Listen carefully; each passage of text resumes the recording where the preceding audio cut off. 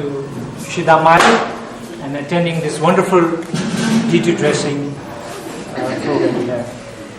I'll introduce to you all, and then we would like to know where do you all come from. So first we have Pankajani Prabhu here, and I'll give you a brief. As everybody knows who Jananivas Prabhu and Pankajani Prabhu is, but here we have Pankajani Prabhu first, and this is what everybody knows about Pankajani. Pankajani Prabhu joined ISKCON in England in 1973, and a year later he came to Mayapur, where his twin brother Jananivas Prabhu was living here in Mayapur. Since that time, both have steadily worshipped the deities in Mayapur. Upon installation of Lord Nrsimhadev in Mayapur, that was in the year 1986, the GBC body requested His Grace Pankajani Prabhu to worship Lord Nrsimhadev. Since that time till today, every morning when you walk into there, the brother who puts the crown is Pankajani Prabhu. So let's welcome His Grace Pankajani Prabhu. And then we have His Grace Jananivas Prabhu. Probably all of you have heard by now about Jananivas Prabhu. This is a little graph about Jananivas. He came to Mayapur in 1971 when there was literally nothing, just the fields around, and they just constructed the first Bhajan Kuti. That's where Jananivas Prabhu was first staying, along with all the mosquitoes and snakes and everything. And immediately Srila Prabhupada recognized him and gave him the most important instructions for our movement. The first instruction, he was to be the head pujari of Shridham Mayapur temple, and Srila Prabhupada instructed him never to leave the service of Radha Mala. Jananivas Prabhu never left out of India or never went back to England. Srila Prabhupada also instructed that he should train all future head pujaris and pujaris. There is a note in the Transcendental Diary which Harisavi Prabhu brought to my notice. On page 367, Srila Prabhupada returns, this is a story there, Srila Prabhupada returns upstairs to eat the feast that was here in Mayapur. He was happy with all the arrangements, but again appeared disappointed that only 100 guests had come. In fact, during his massage, he had criticized the management for erecting such a large building and not inviting anyone to come. That was this Lotus building, just first building there.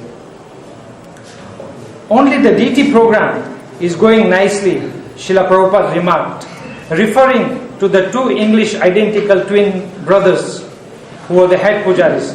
Srila Prabhupada declared, the two brothers, Pankajani Prabhu and Jananivas, there is no comparison. Everyone should know this, there is no complaint. This was stated on Mayapur, 20th February 1976. His Grace Jananivas Prabhu also fulfilled Srila Prabhupada's great desire to have the Panch Tattva deities installed in Mayapur. Jananivas Prabhu was also instrumental in installing the great deities of Pancha. Let's welcome His Grace Jananivas Prabhu.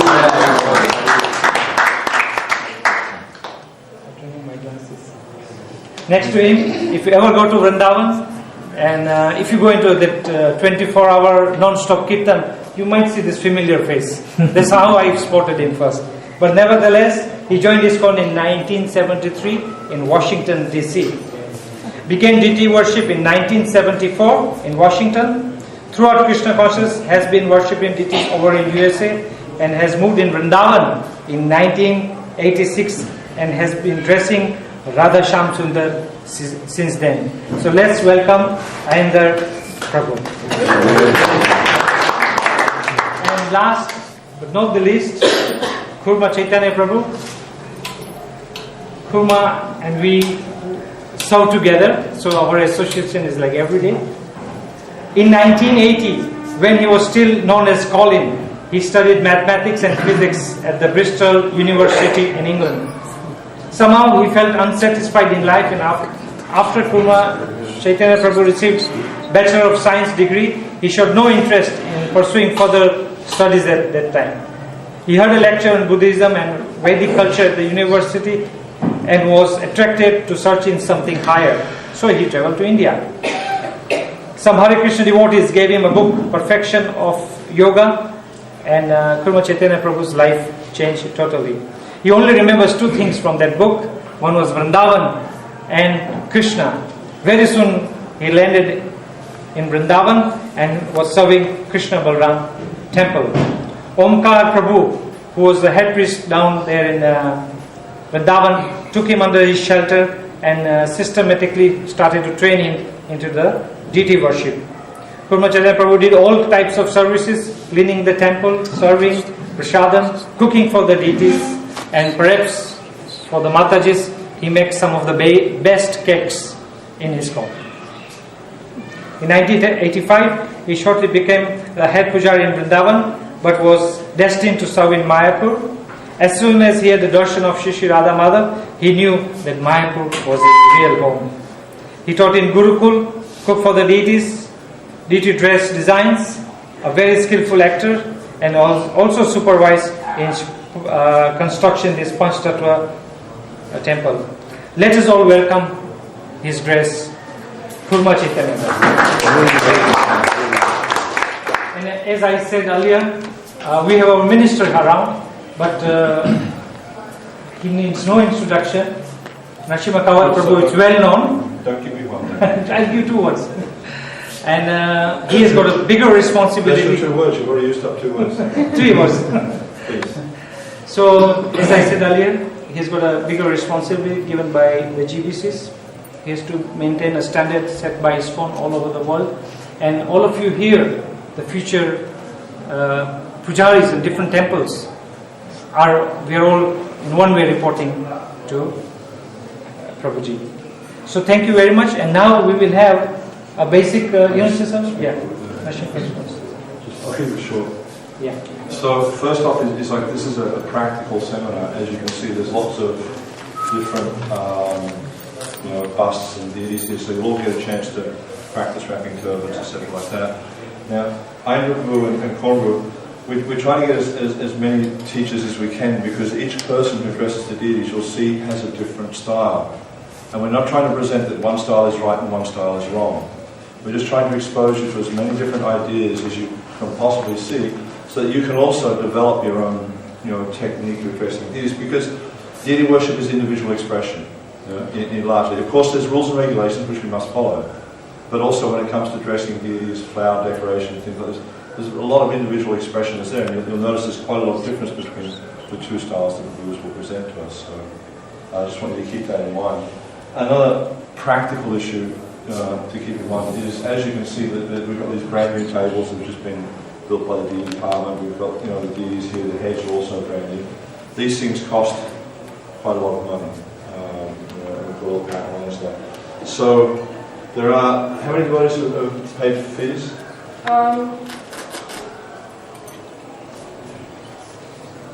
9. Okay, so 9 devotees have registered and paid for the course. Of course, this doesn't count for the Mayapur pujaris. The Mayapur pujaris just naturally come to these courses. They're welcome. But those of you who are attending the course, I understand you may not be able to pay the full fee. That's okay, but please make some kind of contribution. You can give to Mataji, I don't know the name, in the green sari at the back here. Yeah? And also keep in mind that other devotees have paid, so in fairness to them, also try to make some contribution. Even if you only come for 1 day, please try to make some contribution. And whatever you give is just simply going to be used to buy more paraphernalia. So when you come next time, there'll be even more heads, more tables, more different types of things with crowns and shutters built in and everything like that. Just to increase the experience for you, so you can actually learn more and more, and hopefully develop more and more enthusiasm for dressing deities. So thank you very much. The seminar is going to last for 5 days, including today. What's it running? 4 to 6? 4 to 6:30. 4 to 6:30 each day. Okay.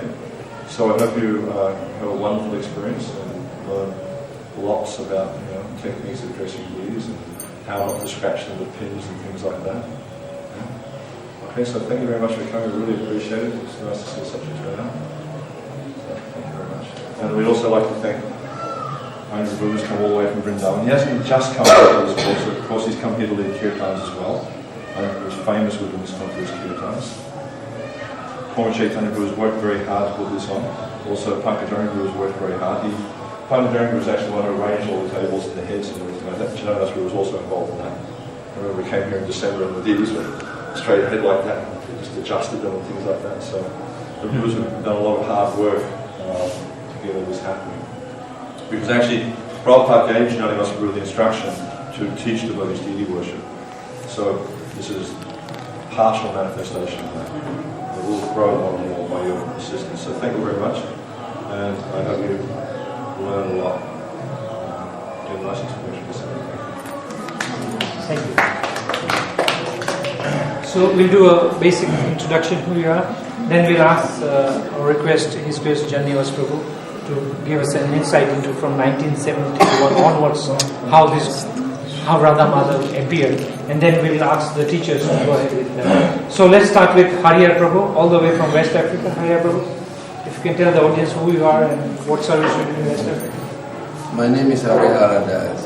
I'm from Nigeria, West Africa. Senior most role in MIC course, and please welcome Hariyar Prabhu. Then we have Dharma Prabhu here. My name is Dharma Das. I'm a disciple of Tamal Krishna Goswami, and I live in Dallas, Texas, and I've been doing deity worship for about 6 years or so.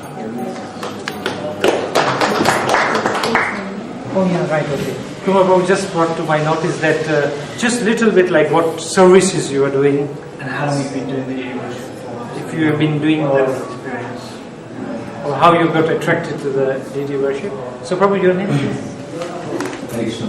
Hare Krishna. My name is Aindra Das. My spiritual master is His Holiness Jayapadaka Swami. I'm from Malaysia actually. I'm take part as a chief pujari BM Jagannath Mandir. Jagannath Baladi Subhatra. We having Gaur Nitai Gaur Chandra, big deities with her. But at the same time, any Radha Yatra festival, I'm the one bring the Jagannath Baladi Subhatra big deities to around Malaysia to do the Radha Yatra festivals. I dress only Jagannath Baladi Subhatra Gaur Nitai. My house having a small Radha Krishna, Salagram Sila Giriraj. Hare Krishna. Mataji? Hare Krishna. My name is Shama Puja Devi Jasi. I'm also from Malaysia. I will assist my husband, Prabhu. We trust Jagannath Baladi Subhatra. Welcome to my Hare Krishna, my name is Sanjali. I'm from Holland. We have a small Namhata in The Hague. And I have at home a Gornitai, so I dress them. And in the temple I do make garlands. Make garlands. Yes.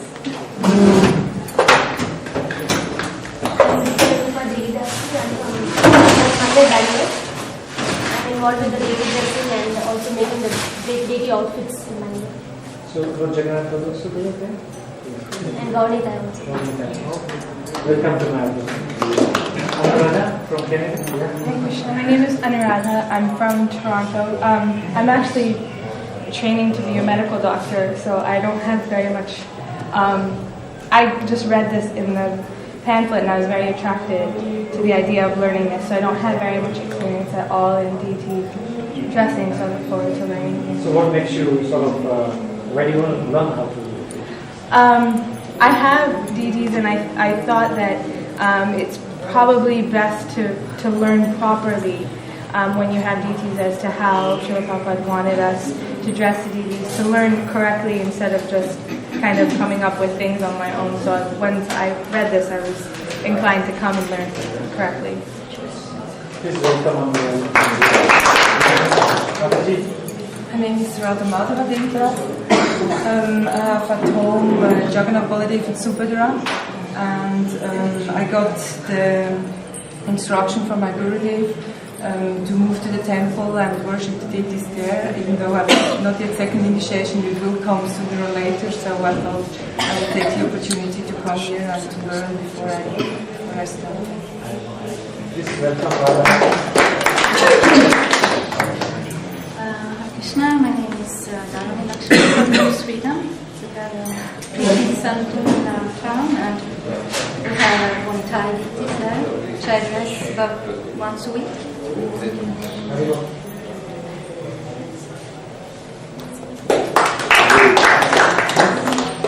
Sorry, my name is Lena Kochina, but I don't speak English. I think you're speaking English. A little more, keep trying. One or two words. Okay, let's welcome her. Next year. Yeah, sure. I know you are the photographer, but you... No, I'm not. My name is Mandalika. I come from Croatia. Here you are in my book. I'm here everywhere.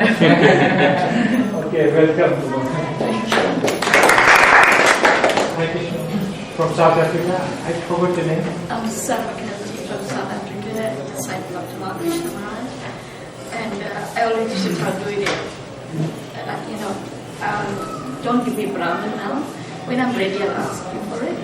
And then when I was ready and I did ask him, he said, okay, when we meet next time, I'll give it to you. And of course, he laughed. And then I asked Raj Maharaj, and he said, by this year when he comes to South Africa, give him Brahman. And I'll be traveling and preaching, so I'll have my meetings. Be able to dress and do nice hijab. Thank you for coming to my house. So what is the guys in the back? I'm Savita Gaur. We are from Florida. Florida? We put the Lakshman temple. We just got deities in our home 2 months ago, so that's what I did. Learn how to dress them. Yes, welcome.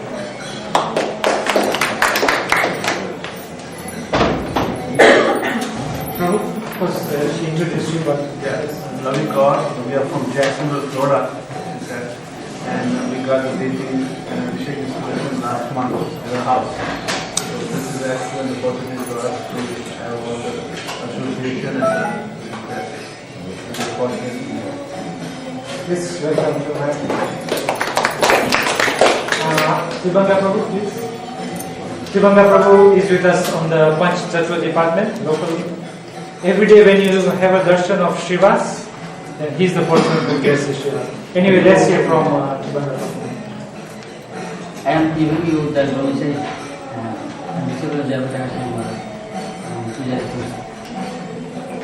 Okay, let's welcome him.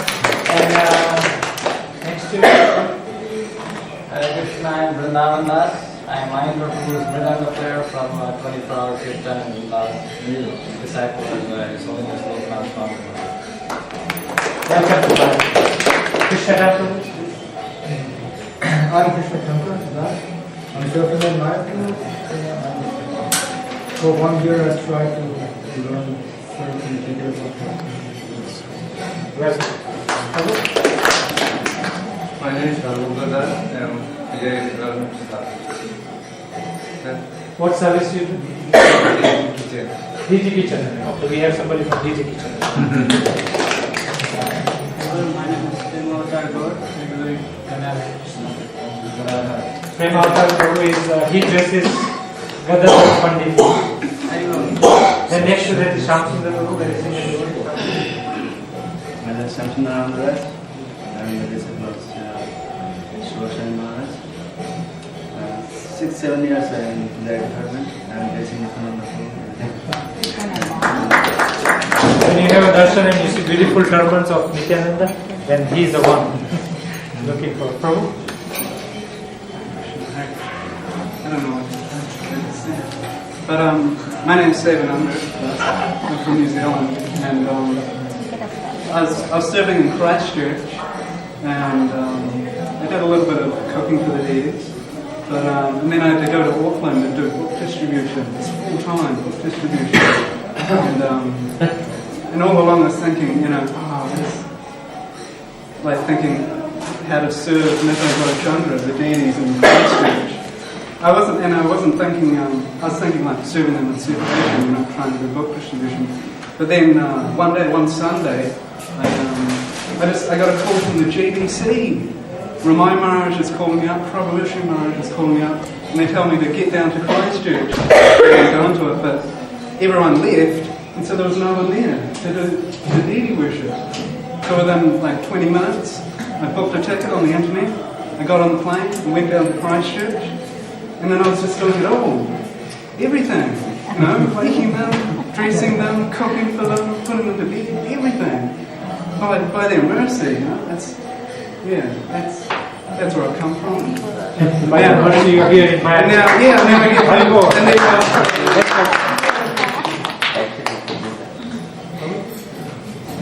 My name is Aindra Das. I'm a disciple of Bhakti Swami, and I'm from the Washington, D.C. area. And I'm pretty much a weekend warrior where I work outside, but on Weekend warrior? Weekend warrior in terms of deity worship, because We have warriors in deity. yeah, I travel for work most of the time during the week, and on Saturdays I offer regular service at the Potomac Temple, the Washington D.C. Temple, Shri Radha Madan Mohan, as well as Sita Ram Lakshman Hanuman and Gornita.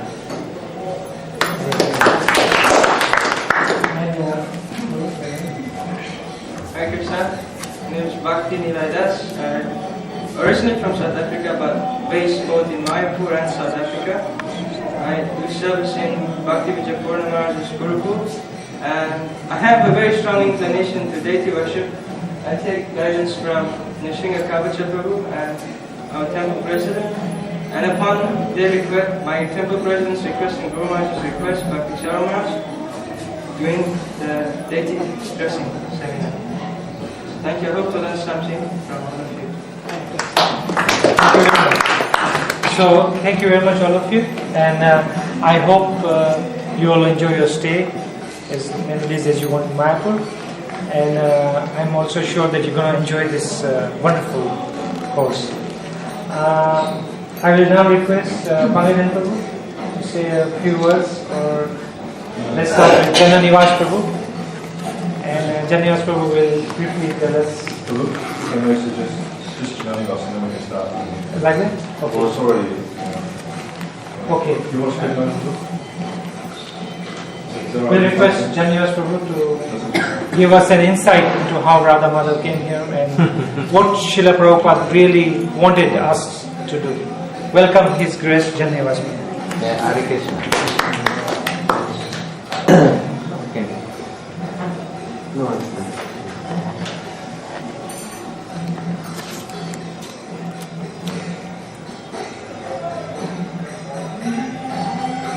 In 1972, when small Radha Madhava came here first, and we were all living in the Bhajan Kutir together.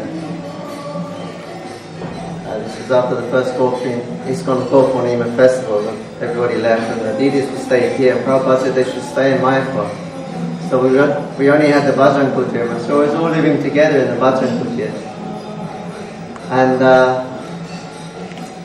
a devotee named Darsha Das, he was the pujari from France, and it was the first time I'd been like very close to deities, because we were all living together in one room, so we were very close. And I was observing how this devotee, from morning till night, he's simply serving Radha Madhava day and night, and I thought, such a wonderful way to become Krishna conscious.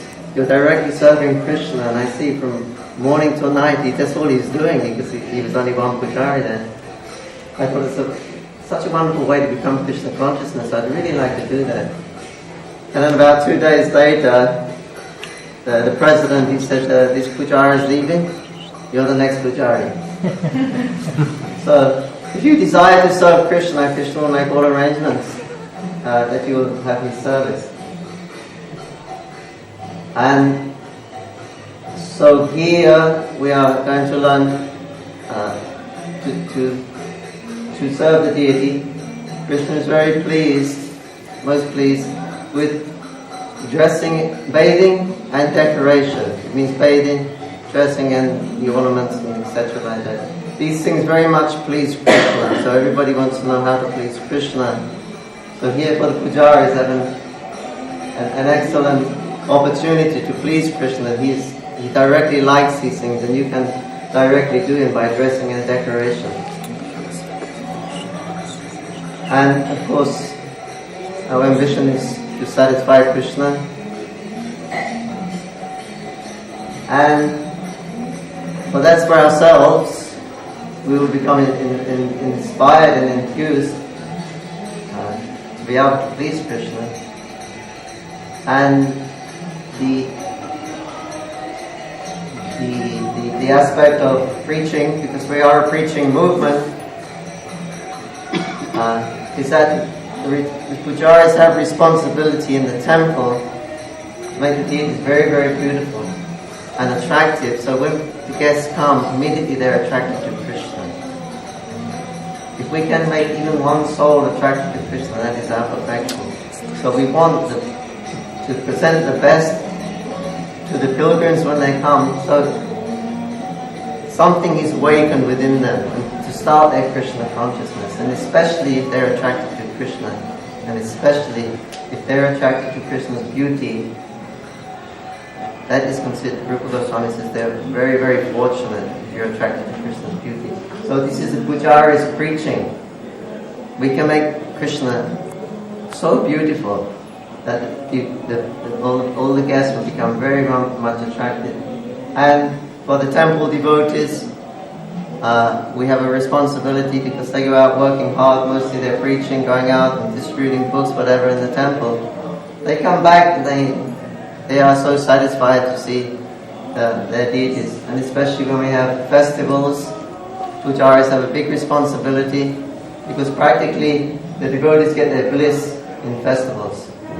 The rest of the time it's always blissful Krishna consciousness, but it often appears like work, hard work. It is also hard work.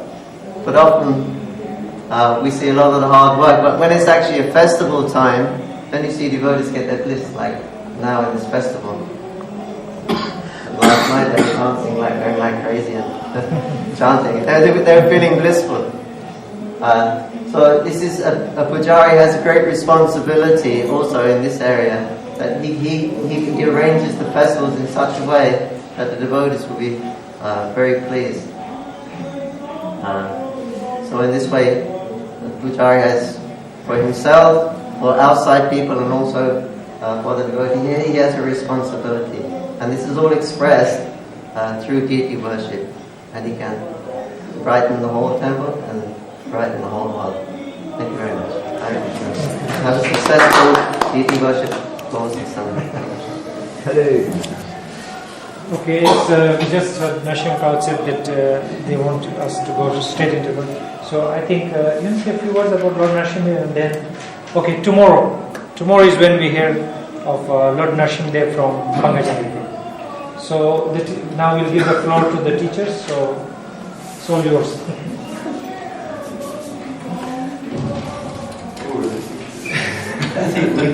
Well,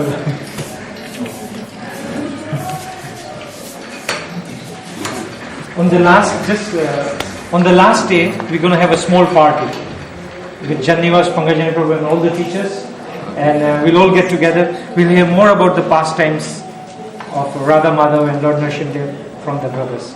Okay? Hare Krishna. Okay. Yeah, take Kurma Prabhu's cake. All of that. And Kirtan. Shall I say something? Yeah, sure. It would be nice if it was the microphone, or if that window was shut. Maybe the window should be shut. Let me try and see if I can. Although I'm attached to hearing Kirtan, it's a little hard to talk over it.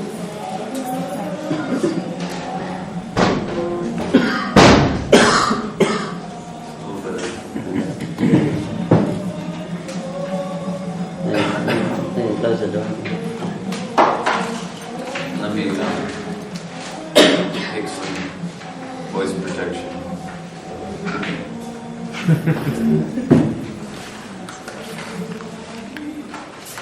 I think probably the most important thing that I would like to impress upon all of us, especially, at least this is in terms of my personal experience, and that is that the deity is a person. Krishna is actually there. Radharani is actually there. Nitai Gaur are actually there. Jagannath Baladev Subhadra, they're actually there. No matter which deity. And so we really want to keep our, let's say, our techniques as personal as possible. On the other hand, the service to the Arch of Vigraha is not exactly, it's not going to be the same exactly in every respect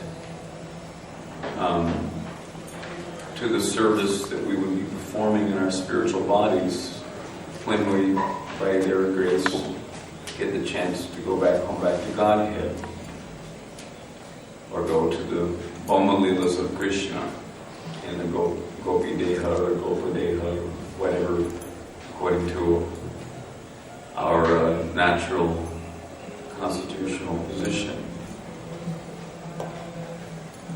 There's things in the deity worship which you will obviously not take with you. But there's some basic elements. The idea of decorating Krishna is here, and the same idea of decorating Krishna is there. So it's not that the substance changes, but in certain respects the form changes.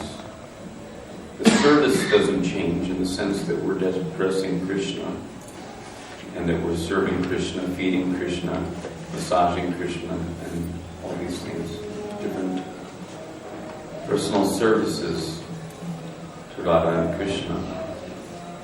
But the form, the way in which we accomplish the thing is going to change. You know, we want to ornament Krishna, but in that realm, we'll be slipping a ring over his finger. In this realm, we'll be sticking it on with blue tack or with beeswax or whatever we have at our disposal. So there are going to be certain things that are not going to be there. So, but we have to be practical, and also we have to take advantage of whatever Kali Yuga is offering us as facility for doing this kind of service. In spiritual world, we're not going to have Krishna strung up like a marionette, you know, with strings hanging his cloth this way and that way. But at the same time,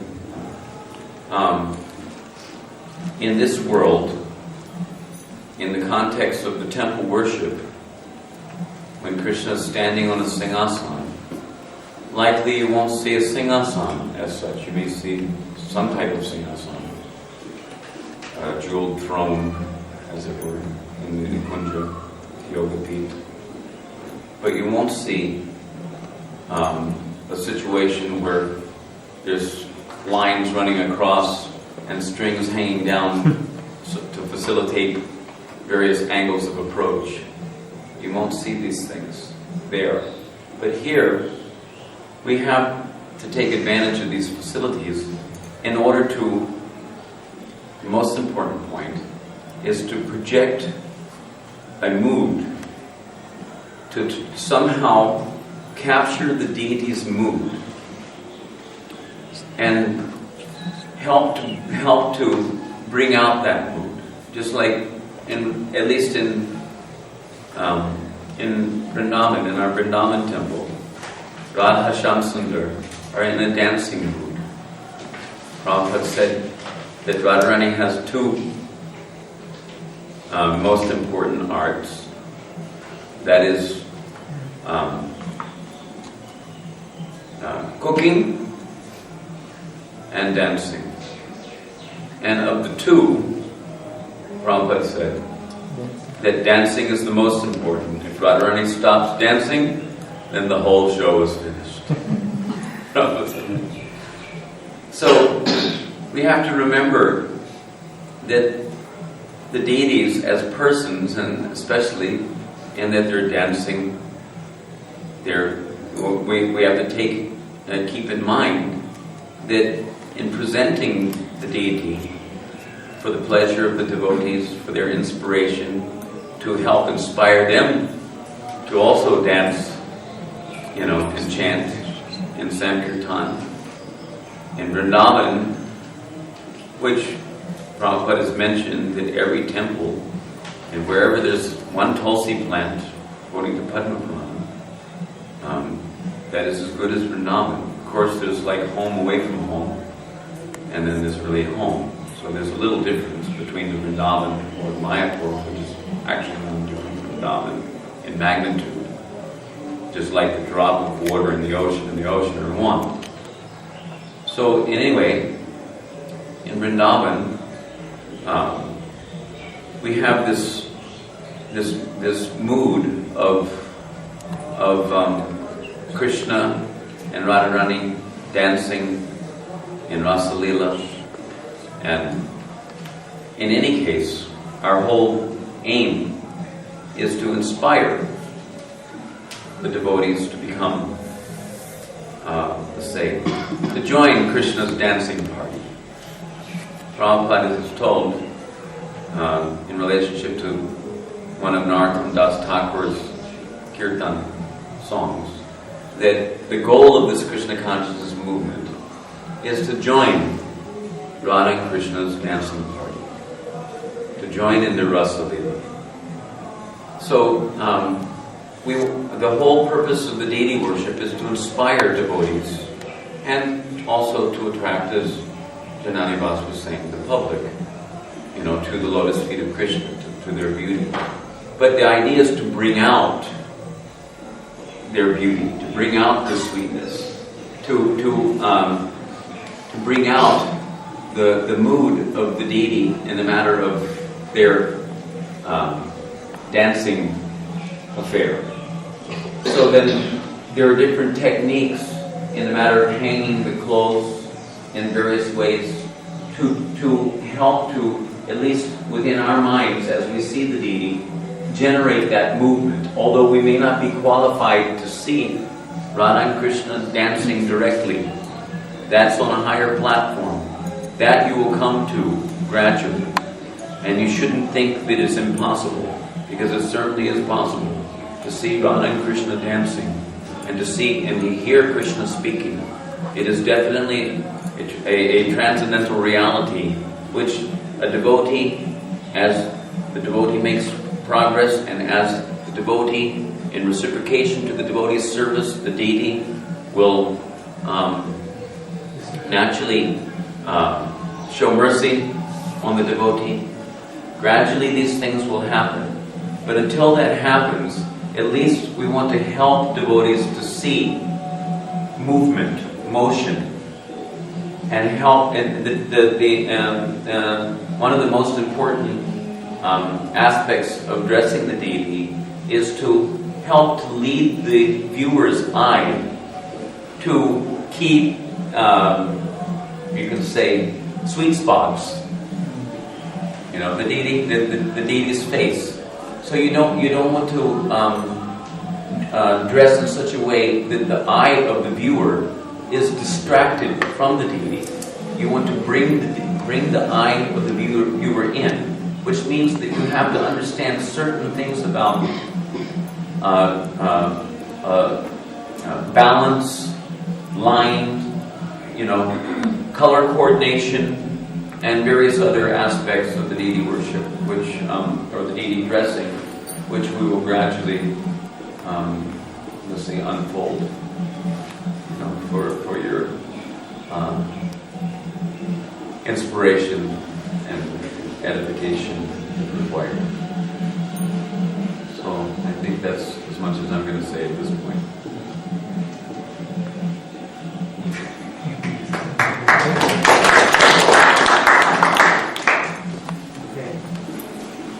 A lot more people here than we were told. I was expecting 7 people to show up.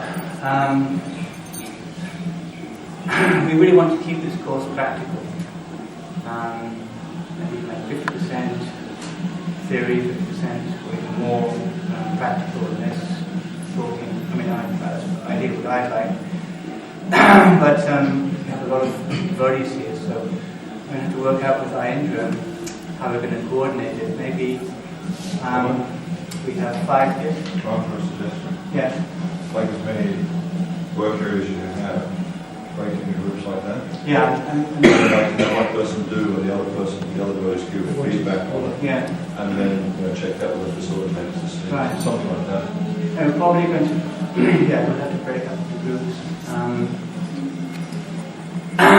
There's like 5 days, so we have today's like introduction, and we have time to do something today. And then there's about 24 students here, so there's 6 deity heads, and I mean there's 6 Krishnas, 6 Radharanis, and yes? 5. Equals 6 including There's 6. There's 6 Krishnas, 6 Radharanis, and there's 5 Krishnas. No, there's one. There's only 5. Okay. Anyway, everybody will get a chance. This is what I hope is everybody will get a chance. One day they can practice on turbans, and then one day on Radharani, and then in a group, we can work. I think that would work out, something like that. Yeah. So everybody gets a chance to, because otherwise, 15 minutes you can't do much. You really need to work on the turbans. It's taken me 20 years, and I still don't know how to do the turbans. So in 4 days, I don't know how much you can do. And I stress a lot on turbans because that's the most difficult thing for me to do. The other things, most pujaris pick up on putting jewelry and pinning up dresses. There's a few little quirks that people do wrong, like sometimes when they pin up Radharani's chadar, they don't pin it at the end, they pin it up slightly in, and the end hangs down, stuff like that. It's basically common sense, you keep the flow. So there's a few common sense things. Once you catch that, the dressing is fairly straightforward. You can't really go too much wrong. But the turban, and Radharani, Prabhupada said somewhere about symmetry, keeping the symmetry in Radharani's hair. So when we put the jewelry like this, and put the flowers. So Radharani is a lot easier to dress. Krishna, because of his asymmetry, it's a lot more difficult. And in the beginning, pujaris tend to pile everything on. At least I did when I started, just pile everything on. So, and it took me years and years, and then finally, Krishna gave me some intelligence how to think about dressing turbans, and even now I'm struggling. So, but I can share that experience with you. So mainly I'm going to be focusing on, Aindra will let me, I will focus on turbans. I'll also assist with Aindra with the dressing and so on, as he wishes. And then Aindra will also show you turbans. He has a different style, we have different styles. And hopefully between us, you'll actually come out of this course and you'll actually have something practical that you can take with you. And not just theory, because theory is one thing, but you actually have to practice it and then you experience it, and then hopefully you can actually take it away with you and apply it. One thing is that Radharani, or any deity, as you're dressing them, they actually give you the intelligence to Dami Buddhi Yoga. I've experienced that. Over the years, how I would always pray to the feet of Lalita Devi, to be able to somehow or other get the intelligence to do it nicely, and then I would approach Radha Shamsundar in Vrindavan, and amazingly, as you're doing it, new ideas come which are within the context of the realm of possibilities, and you get great inspiration, and then you have something you can share with each other. Yeah. So, So maybe you can show everybody how you dress Radha and Krishna today. They just the first feeling. Yeah, the thing is that we have deities I want you, all of you, to understand that I've never given a seminar before, so you'll have to bear with me because I'm not really, a teacher as such. I'm just it's just like I don't really teach playing harmonium. I never had a teacher to play harmonium. I just picked it up and hashed it out and learned, on my own. So it's difference between being a music teacher and being a kirtaniya, as such. So similarly, there's a difference between being a pujari and teaching, but we can still share whatever I know. Hopefully you may add that to your repertoire of ideas, and if it helps you, then go ahead. So we can. Unfortunately, we need, at least what I see there is that Radha and Krishna. One instruction that I can give from the very beginning is that you never see any pictures anywhere of Shyamsundar wearing only pants and chadar. Either it's dhoti and chadar, or if there are pants, there's a dancing skirt also.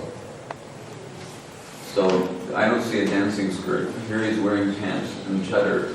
I put a sash on. I put a sash. Put a sash, but do we have any other dresses? Unfortunately, that's the only big dress we have. Or do we have any other, is there any unmatched dhotis or anything? No, thank you. Because it doesn't have to be necessarily matching, at least certain. This is just what we dug out of my upper stockpile and developed. Yeah. So maybe we can turn our chairs and we walk. Yeah. Okay. Let's bring it down.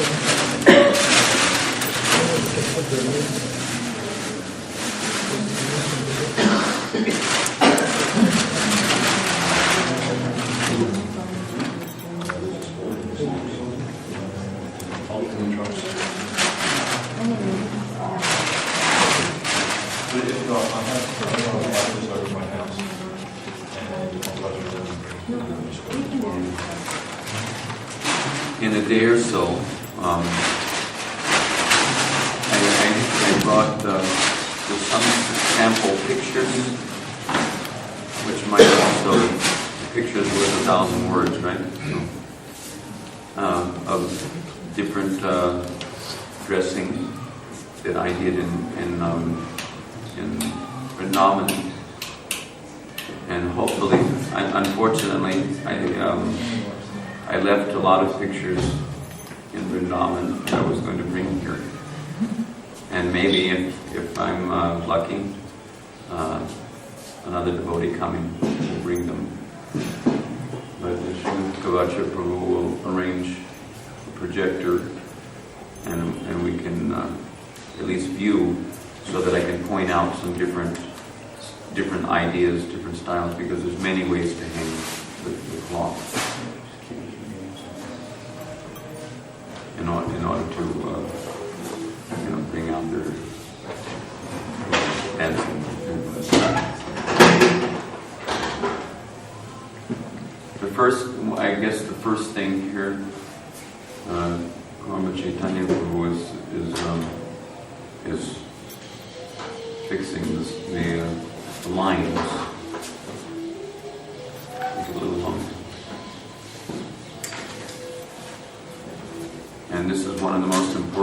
things is to know where the line should be coming from, where you're going to need them. This is a dhoti? Yeah. Okay.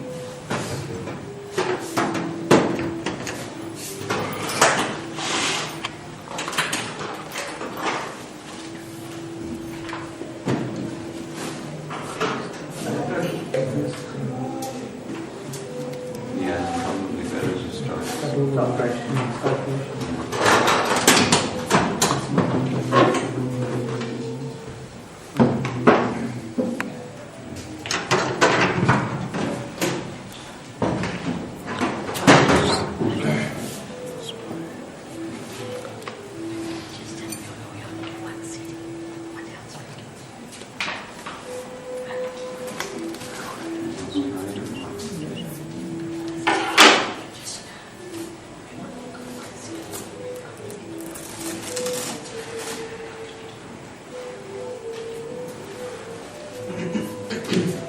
Looks sad. Maybe when you're entirely happy.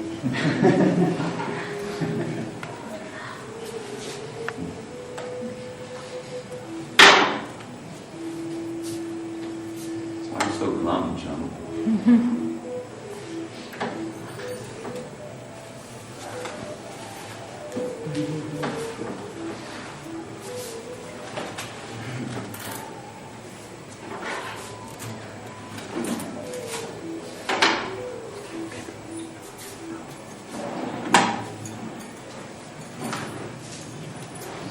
You look happier. So, one of the main things that we have to understand is that there's actually a system, progressive system, which should be observed. You don't want to do things like, after putting on the dress, you realize that you didn't put on the blouse. So the blouse has to go first, or the kurta has to go first, then the dress, and then the dhoti, like that.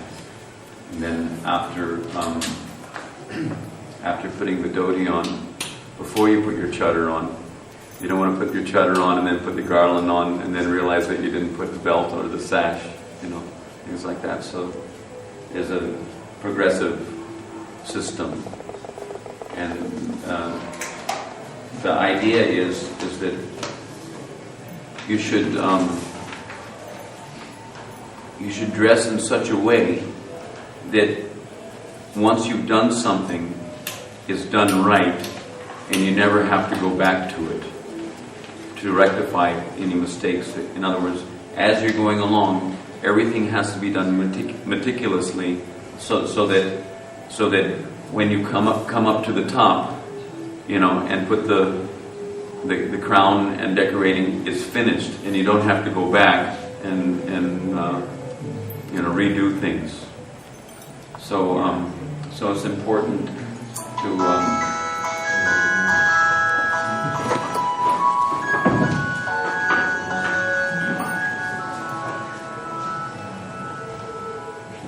to understand that point.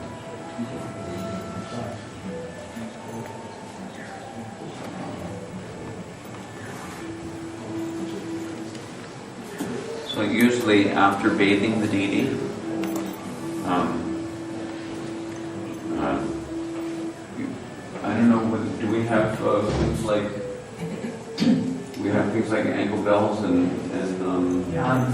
rings and this and that? Do we have any blue tack? Yeah, everything. Okay. We have blue tack, we have pins. Okay, good. We have everything. Ankle bells.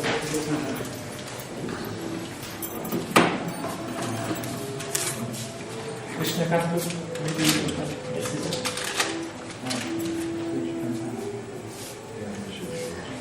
This is what you got to do with blue tack. Just take whatever you require.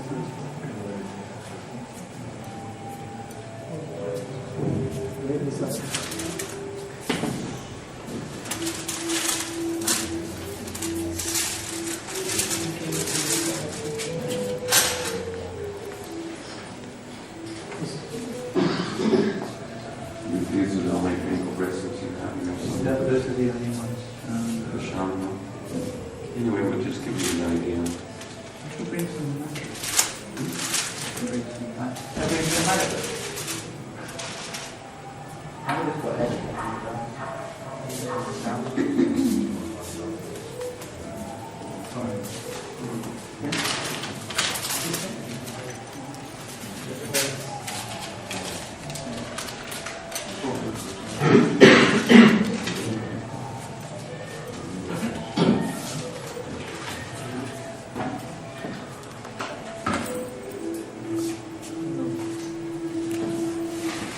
These are simple things.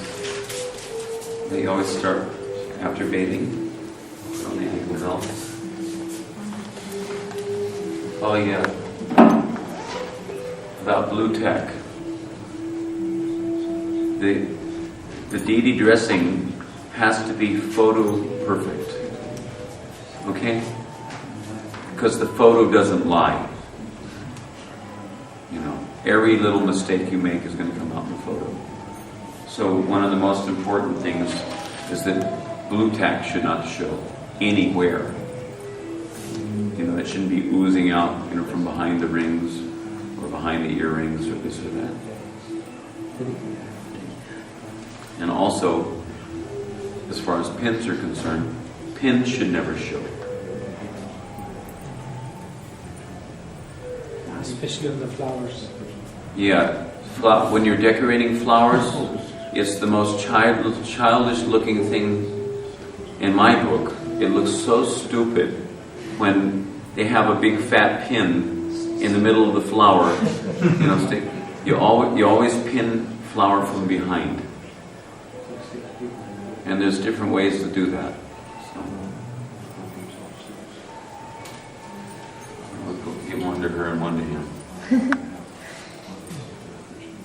These are little bitty. And we will just pretend.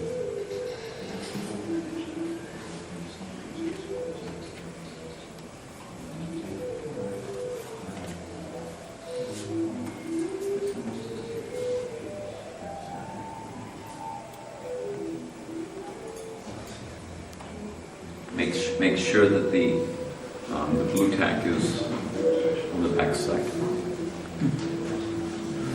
Very have the ankle bells made to measure. Very have the ankle bells made to measure. Then you don't need to do that. Yeah, right. If you know if you're if you can get them made and another nice thing that because I had some ankle bells made which look like the ankle bells you always see in the pictures. Instead of going around the ankle, it kind of comes over the foot a little. That looks very sweet. You know, it'll hang on the ankle, but it'll come down over the foot. And it's instead of being like this, it's like in an angle, like that.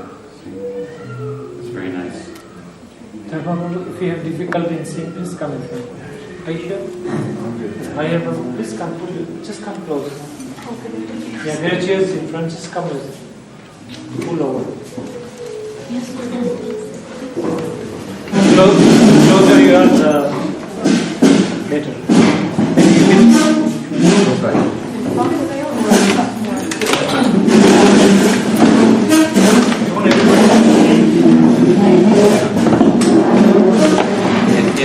It also made me at a certain point. I don't know how far we're going to get today. We may do considerable, but you may want to stand up and actually come around, and so that you can see what I'm doing and how I'm doing it. Okay. That's why the table's out from the wall, so you can get behind it. Yeah, right.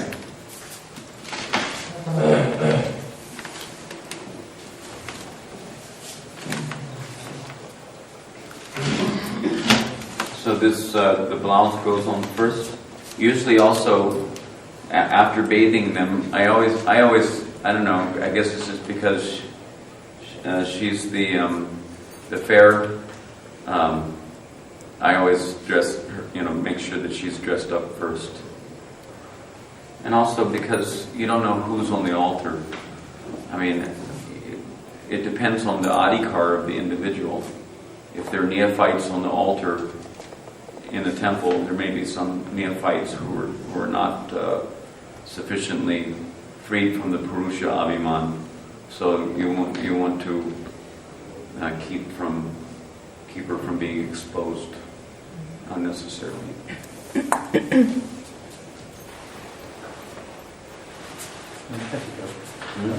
And the toe rings also. Another thing about toe rings is generally, as far as I know,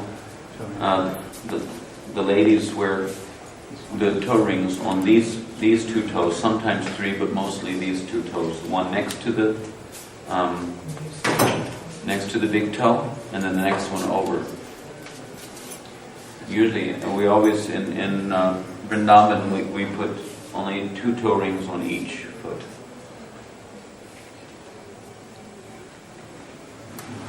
And usually I put the toe rings on before I put the underskirt. Is there an underskirt here? Yes. Petticoat, yeah.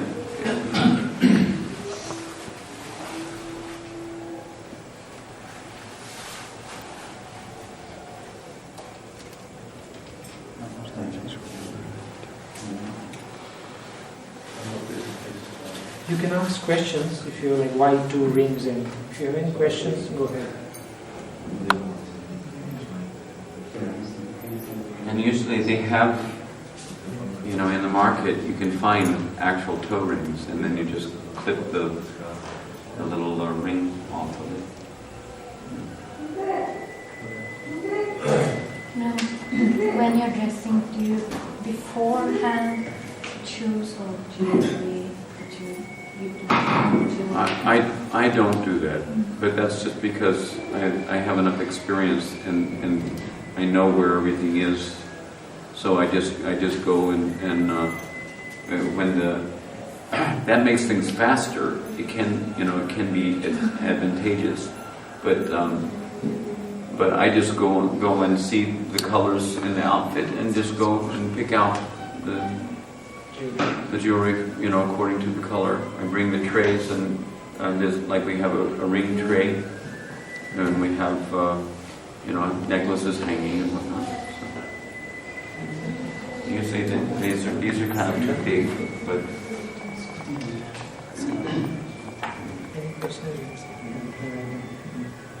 do you feel it's important to do decorations where it's not seen? Like the back of Krishna's hand, for instance? No, generally I don't, at least if I'm in a pinch for time. Just like right here, I would put at least one ring, like a signet ring here. And sometimes another ring over here. Usually on Krishna I put a larger ring. Anyway, we'll get to that. We'll put large. Huh? Sometimes others they want the ring to be seen, so they stick it. Yeah. That's that's a no-no. Yeah. I have one question, bro. Before we start the dressing, it should be you offer the flower with the sandalwood for lotus feet of Radharani. Krishna is a Tulsi. Yeah, Tulsi, but no, it doesn't have to be Tulsi. I'm not much of a rules and regulation man, to be honest with you, but what I do is, before I approach Krishna, I go to and place flowers at the feet of my guru, and put my head at his feet, and then I put then I go and place my head at the feet of Gaura and Nitai, and beg their mercy, and then I because we have Krishna Balaram, then I go to Krishna Balaram, and then I go to Lalita Devi, and because she's my guru, and she's my main guru, after Srila Prabhupada, and then for dressing the deities at least, and then Vishaka Devi, and then after placing my head at their feet, then I place my head at the feet of Radharani. And then I place my head at the feet of Krishna, and then begin.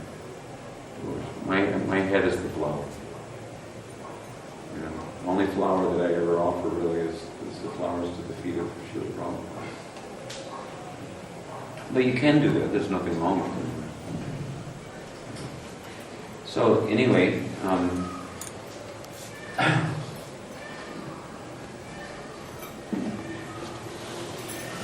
so these two toes, right?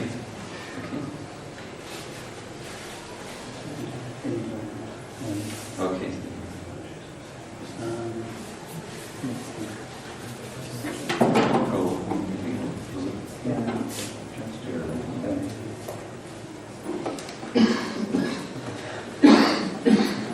And a very important thing is, of course, it will become more relevant for you, and it should go in this direction gradually by grace of Guru and Krishna. But Bhaktivinoda Thakur has mentioned that even if one is worshipping Radha and Krishna in Vrindavan, in Braja Bhumi, but if one is not worshipping while absorbed in internally thinking of one's what is called Antraschinta Siddhadeha, that means the internally conceived or the conception of one's constitutional Swarup, Braja Swarup, then that worship will not lead to the realm of Braja, but will lead to either Vaikuntha or the Vaikuntha Vrindavan, or to even Vaikuntha Vrindavan is the place on Golokdam where Radha and Krishna, in their form as Radha and Krishna, are worshipped majestically. So in the beginning, Prabhupada has instructed that our worship should be reverential worship, awe and reverence. Means that because we're following the Pancharatrika Vidhi, that type of reverential worship with all due decorum and whatnot, that should be, let's say, that is accepted by Lakshmi Narayan, who is also included within Radha and Krishna. Just like in the Boma Leelas, all the different avatars appeared within Krishna's body. When Krishna would kill the demons, it wouldn't be actually Brajanandan Krishna who was killing the demons, but actually it was the Vasudeva Krishna who was killing the demons. So similarly, Narayan is also within the body of Krishna. So Narayan will be accepted, the Narayan aspect of Godhead will be accepting the service even though the Krishna Swarup is there. But we should not be attached, according to Krishnadas Kaviraj Goswami, we should not become attached to the opulence of Lakshmi Narayan Puja, because otherwise we won't be able to go forward. So internally, there's you may be familiar, there's a process which is called Bhuta Shuddhi, which means that you internally purify your consciousness, conceiving of yourself. In our Archana Paddhati, as far as I know, there's a description about the Bhuta Shuddhi which pertains to the Gaur Leela. But there's not much described about the Bhuta Shuddhi which is pertaining to the worship of Radha and Krishna. But there actually is a Bhuta Shuddhi, and if one is doing Radha and Krishna worship and is let's say aspiring in the course of your advancing in Krishna consciousness, if you feel the inclination to enter into the worship in the mood of the gopis' worship of Radha and Krishna, then naturally there will have to come at least a semblance of the thing. For starters, understanding that you have not this bag of stool, worshiping the deity, but you're worshiping the deity. You think internally how you're worshiping the deity in the mood of a dasi, or as such, worshiping the deity. And so then in your you can think of how you're having very sweet and soft beautiful hands worshiping the deity, and like this, meditating on at least a ballpark idea should be there. Otherwise, if you're especially for those in the male form now, in this external form as a male form, if you're simply worshiping, thinking of yourself as being a male, then actually you have no right to worship directly Srimati Radharani. Of course, cowherd boys like Subal, they have very intimate relationship with Radha and Krishna. It's described in Ujjvala Nilamani that Subal Saka, that he can stand in the Nikunja cottage while Radha and Krishna are in intimacy and fan them to remove the sweat from their bodies, etc. During after the time of their Prem Keli, etc.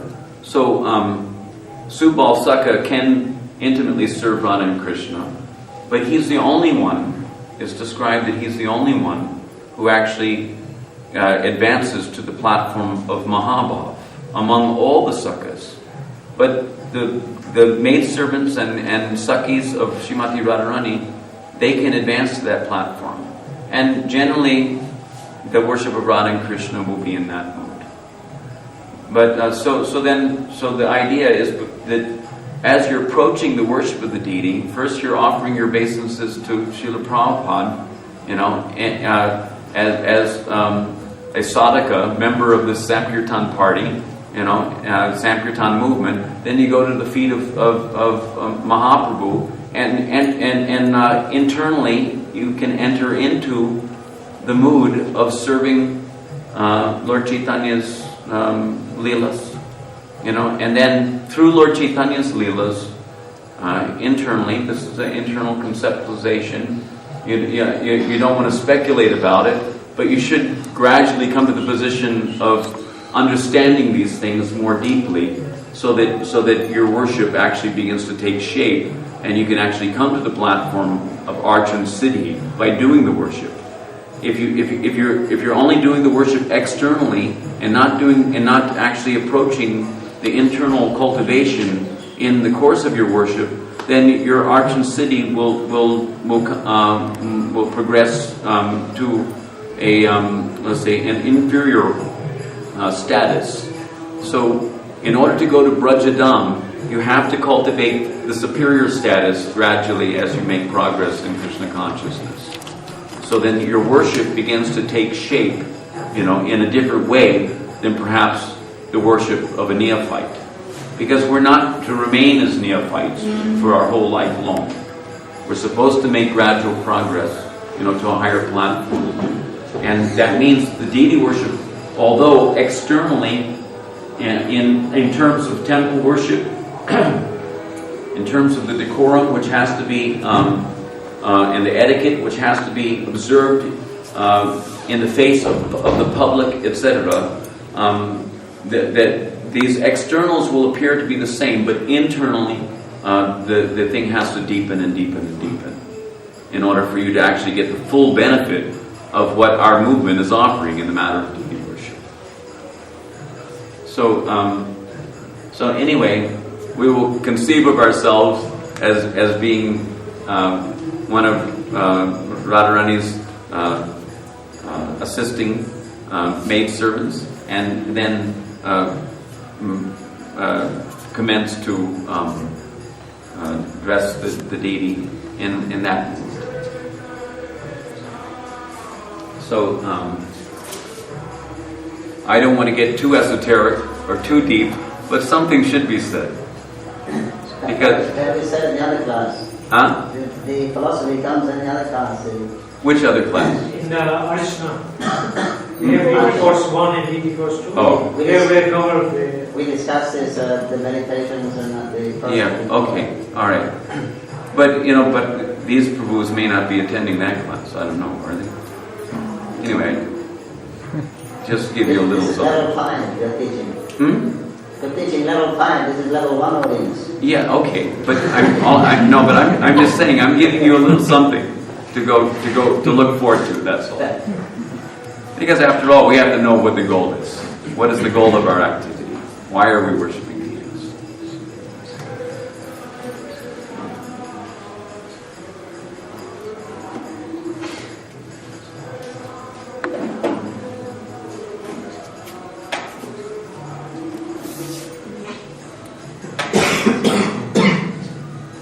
So another point here is that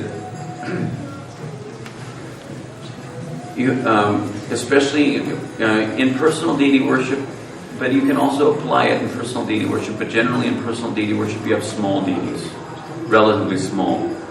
But in the temple worship, usually the deity is up on the altar, so the angle that the devotees will see the deities, you have to keep that in mind when you're addressing the deity. Like if the deity is up here and the devotees are down here, then in order to check to see if you until you're really familiar with what it looks like, as you're doing it, in order to check to see, sometimes it's good to get down and see what the thing is actually looking at. Like if you get down here, then this looks like it's just cutting straight across.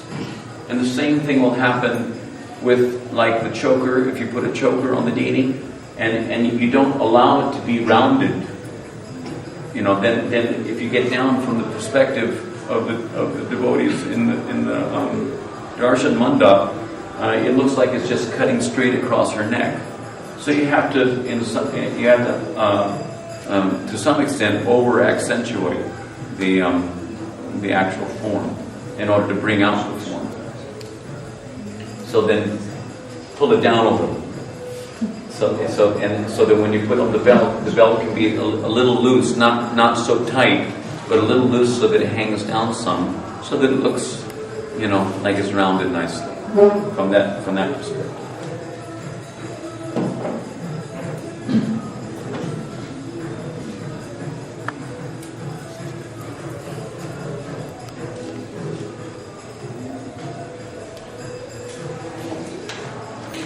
And it doesn't have to be just like this. You can bring it down.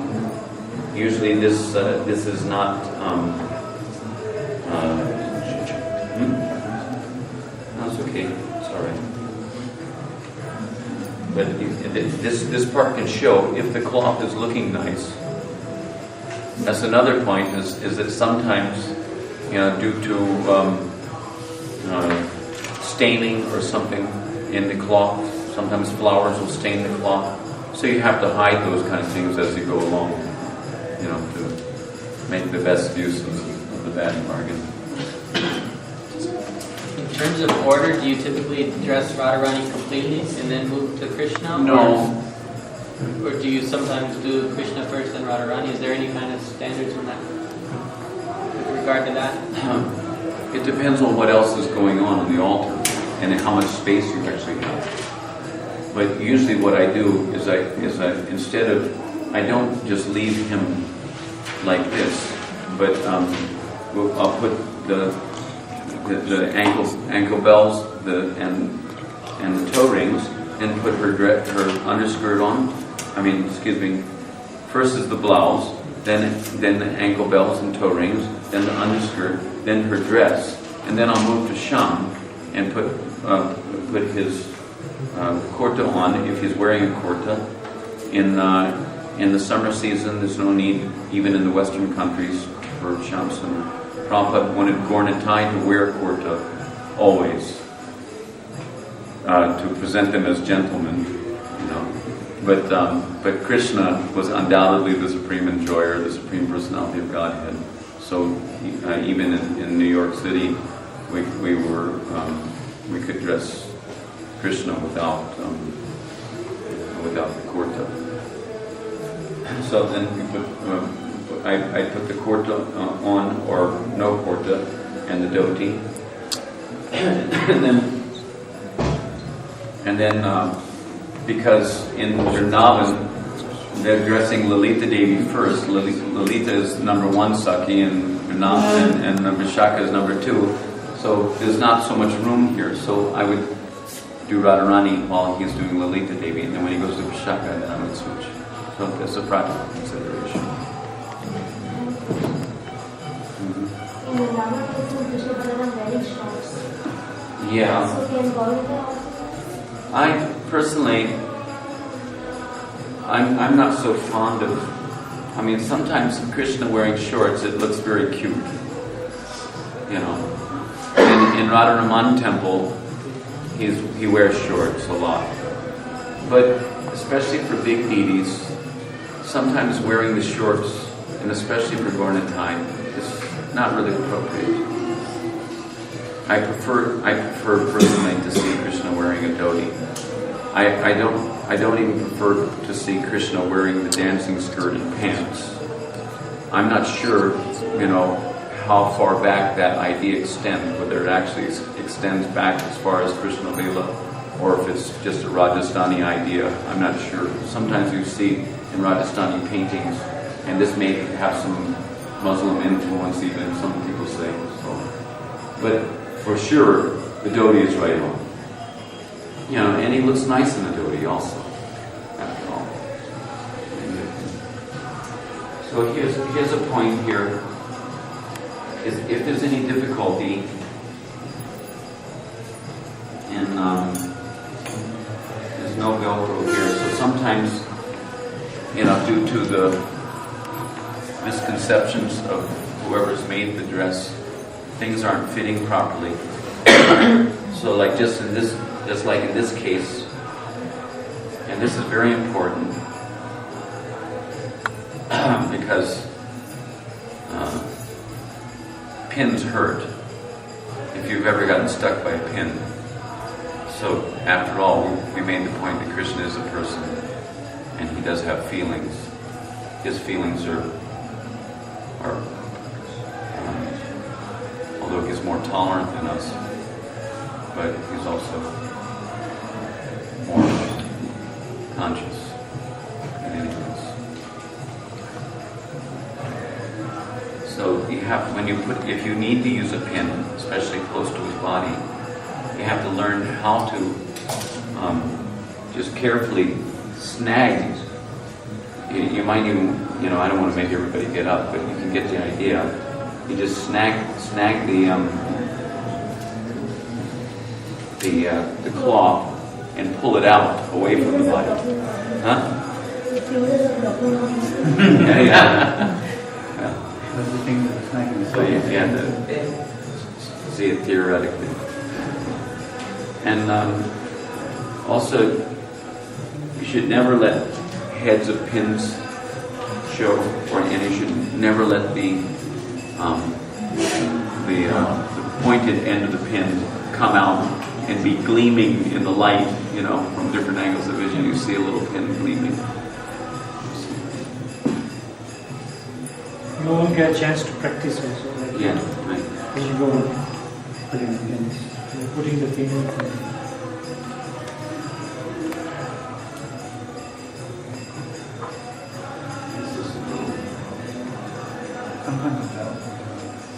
Yeah, sometimes the belt covers it, but not all of it.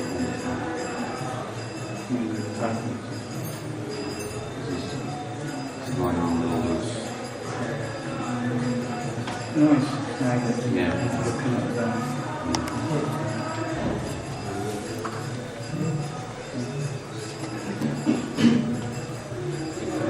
And putting on the dhoti sometimes is misunderstood by they put it on the wrong way or whatever, so you just put it like this, so the front comes here, and it goes through between his legs, and there's different ways you can do that also. It's nice to make the dhoti look neat. You don't want it to be, you know, a bunchy mess. But it should look great. Neat. And then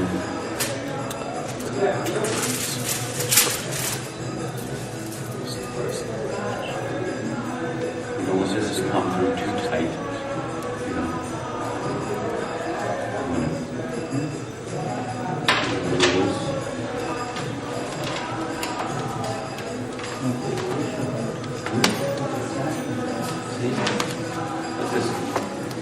this devotee is a little short, so it's not so. Sometimes the devotee can be brought up like this, but if you do pin it back here somewhere, you have to pin it in such a way, if you pin it to the cloth, so that it doesn't pull and look like this. So you don't want it to look like that. But see, you don't want it, you know. But most of the time, I don't pin it up like that. Most of the time, I pin it down like this. You get a little slight curve to it. You don't want everything to be straight. Some people, well, at least Cormac is saying that we don't want to say that this is wrong and this is right. But just logically speaking, if something is flowing, it looks more real than if everything is just stretched out straight like, paper doll style.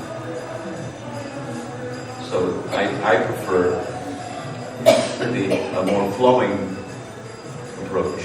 Stretched out to show off. Yeah, so like if there's a very opulent design, and sometimes devotees they want to show what a nice opulent dress that they made for the deity. But personally, I feel enough opulence will be seen, and you want to get the flow, what catches your eye, what do you actually see when you see the deity? Are we showing the cloth or are we showing the deity? So when we want to bring out motion, then we have to take the flowing style. If we want to bring out the cloth, then you can make it straighter, but it looks a little stiff, in my opinion.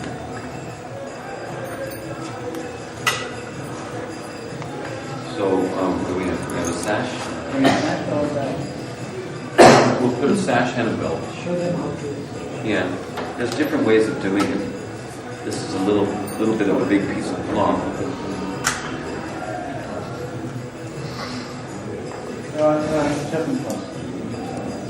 Yeah, anyway, we'll see if we can do it this one.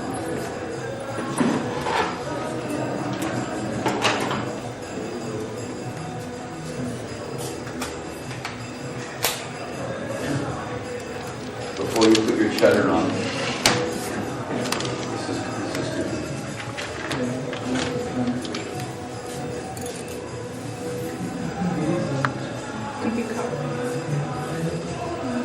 usually when I dress, usually before I hang. See, I just made a mistake because I was on him. But the way I usually do it is that before I'll hang his dhoti, because his dhoti's in front, so then the string is in the way, right? So I would take another string and hang her dress. You don't want to pull the dress out, too tight.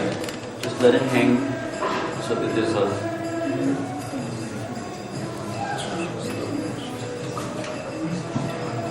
Do we have a pin cushion?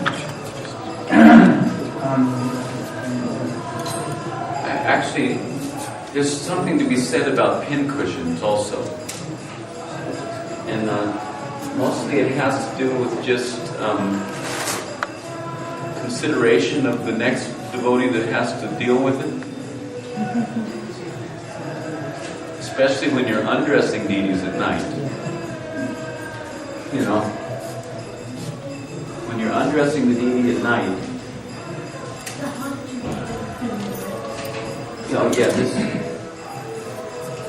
It's hard for everybody to see without actually. Maybe it's better to come. Yeah, just come around. I think everybody should come around. Yeah.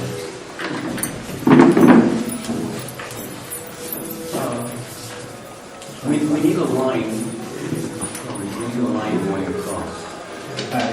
Yeah, from going across the top and 2 or 3 lines coming down the back.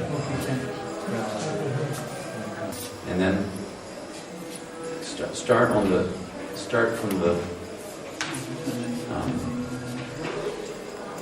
pointed side. The pin should go with the head outward in the point in. Then start from the pointed side and do like a figure 8, like this, two or three times. Like that. And then push the pin in. And make sure when you push the pin in that it doesn't, that kind of locks it. When you push the pin in so the head jams up against the figure 8. And this is short enough, but sometimes something to remember is that sometimes if the string is extra long, see this is a long string, you need a long string usually for hanging the garland, because sometimes if you're gonna swing the garland, then you also want to swing the jewelry. So you want to catch the garland, and then in order to get the jewelry going in the same direction, if you're going to do that, then you can go up a few strands of jewels with the same string. But in any case, from wrapping it around pins and this and that, and it ends up looking like a piece of spaghetti coming off of the, off the cloth or whatever, that's a no-no. The camera sees that kind of thing, so you should always dress as if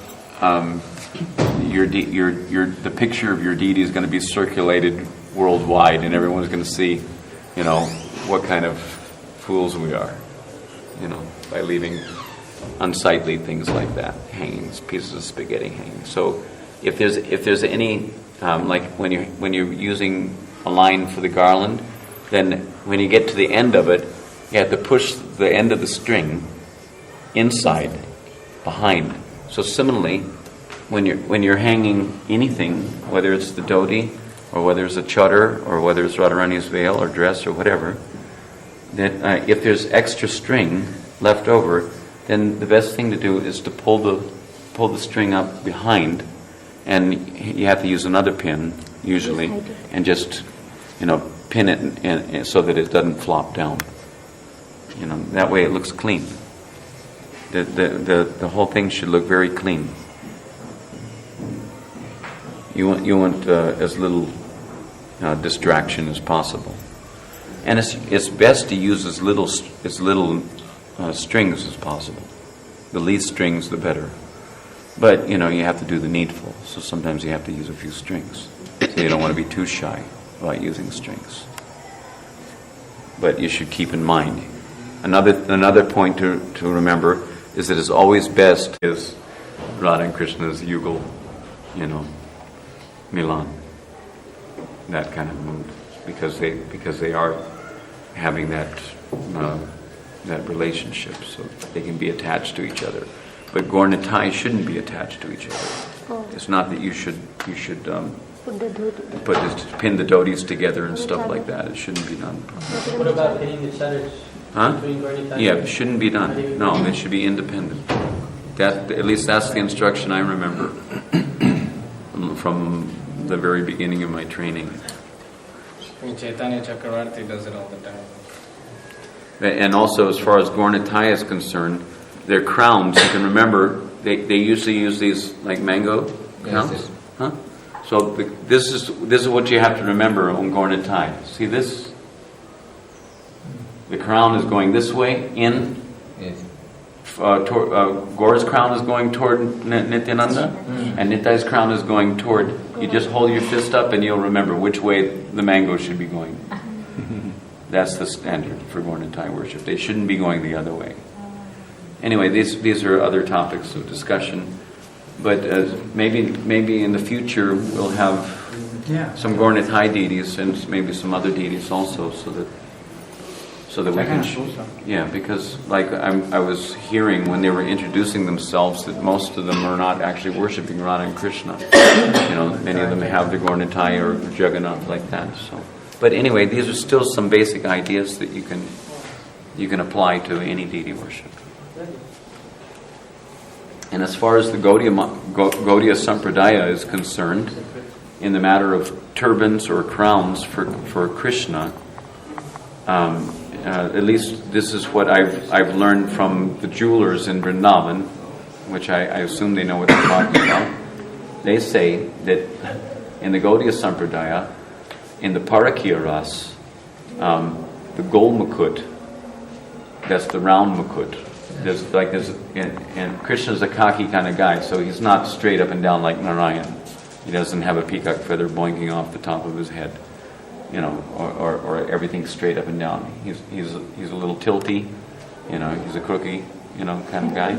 So he has, as Karma Chaitanya was saying, an asymmetrical, aspect to his appearance, and a lot of that is seen in the way that the turban is being decorated.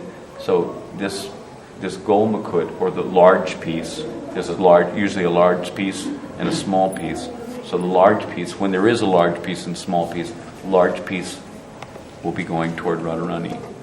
And the peacock feather is also going toward Radharani. Peacock fan may be on one side, but there should always be a peacock feather, so that, because as far as I remember, I can't remember where I read it, sorry to say, but I remember that Chandradev became the ankle bracelets, and Suryadev became the peacock feather, in order to have the opportunity to always see the feet of Krishna. So the peacock feather should be this side, jauntily cocked over his left ear, and this is described also in relationship to Lord Chaitanya.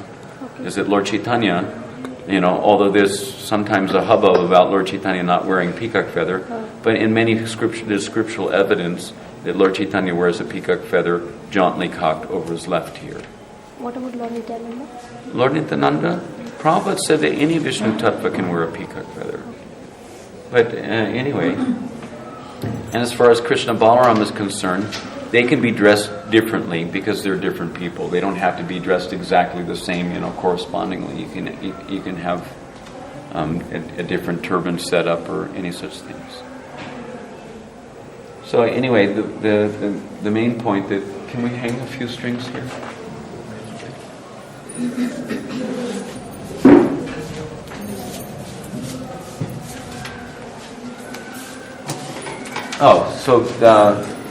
So here's the thing about pin cushions that I wanted to make.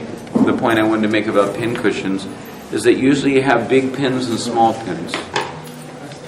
So for the benefit of the next pujari, to make it easier for the next pujari, when you're undressing the deities, is a very, very simple thing to do, but many devotees just don't seem to get it, and they make a mismatch, which is very, difficult to deal with.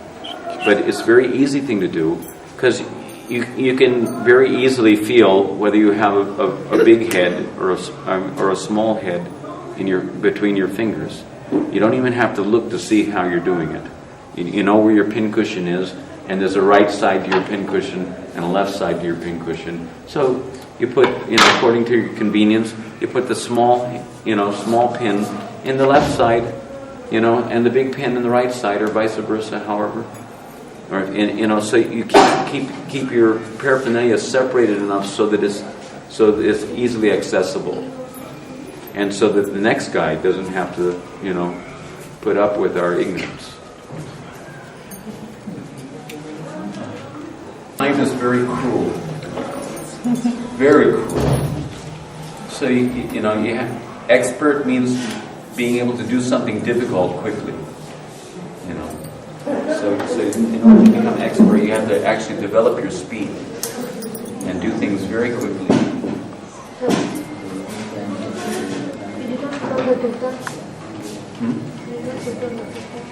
No, I wasn't going to actually. Missed this time. Also, the thing is, we need on Radharani's side, we need extra lines here. Like on Radha Madhav's altar is so huge and big that you can't get lines from different directions. But if you have a smaller altar set up like this, then you can Bring it down lower.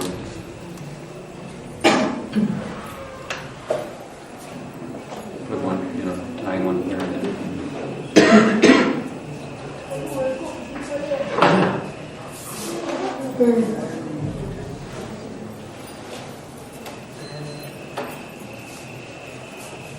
See, I never use a. See what happens.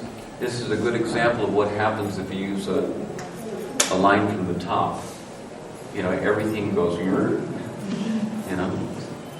So I prefer that instead of having everything look like looks like she's flying off somewhere or something. So it's better to have. Let's have. I need some strings. I need 2 strings. I always take it from a lower angle, so that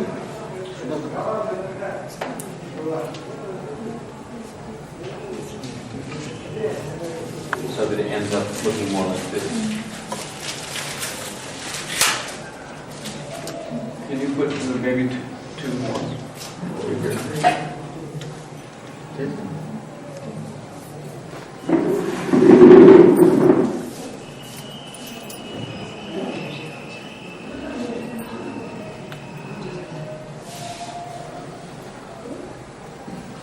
And usually also, in Govinda Lilamrita, there's a statement about how Krishna experiences ecstasy, and the reason why his foot is coming over like this is because he wants to touch Radharani's dress with his feet. So it says that he experiences great ecstasy when he touches her dress like that with her feet. So I usually have to hold it up there with this one's not so bad, but you have to hold it up there with a piece of blue tack, put some blue tack. Another thing about blue tack, which is important, is that you should always remember that blue tack has a tendency to collect dirt over time. So, if ever you have to use blue tack to put on any jewelry or any way for anything, especially when it's related to the cloth, the pujari has to be very, very thoughtful to remove the blue tack with each time that you dress or undress the deities. You don't want to have what I see happening a lot, unfortunately, is that mindless devotees, they have a tendency to leave all the blue tack here and there, and just like even right here, there's a little piece of blue tack here. You see? So it makes it look smudgy, and you may be able to cover it, but it may get to the point where you're not going to be able to cover it. And why would you want Radharani to have blue tack all over her cloth anyway? So it's a very easy thing to do. And you take a bigger piece of blue tack, make sure that it's kind of sticky, and then press it on wherever the blue tack is located, and dab it off, pull it off. You have to pull it off so that that's very important.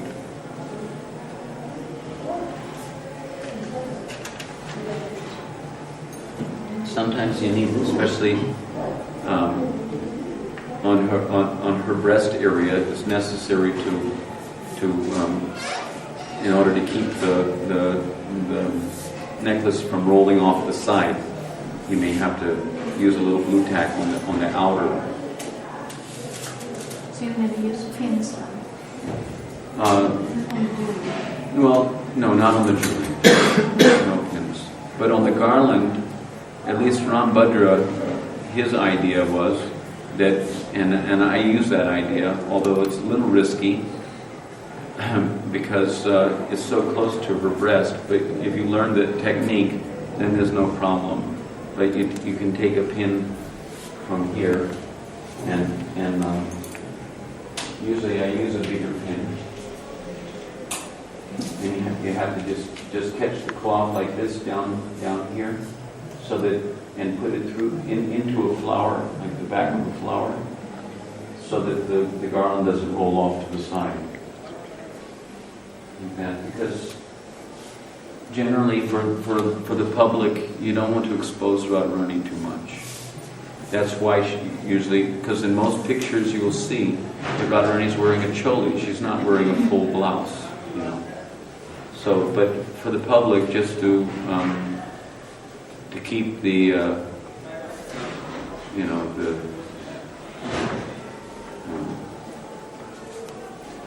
lust of people down, you know, at bay. So then we have to cover them, you know, significantly. So you put a little blue tack here, but then make sure the blue tack comes off. Or make sure that, you know, whoever's undressing at night should be mindful. Because there's two aspects of dressing the deity, and that's one is dressing and the other is undressing. Actually, if you have the opportunity to undress deities who are being dressed by more experienced people, you can learn a lot of that also.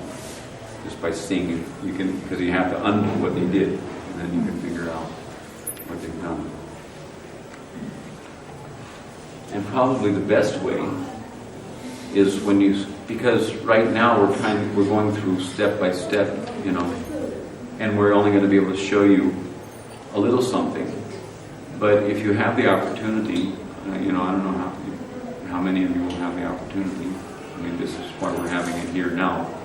But it's nice to see pujaris who know what they're doing in action, because they get inspiration as they're doing it, and new things can come out, and you can catch different ideas, you know, as they're unfolding, you know, their seva.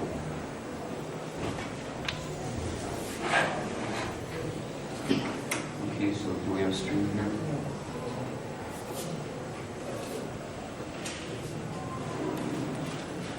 I need two strings and a front string. So the back string I use for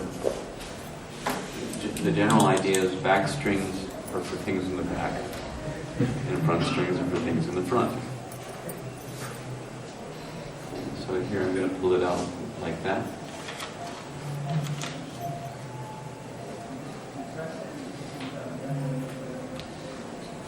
Where's the other string? And this is what I do.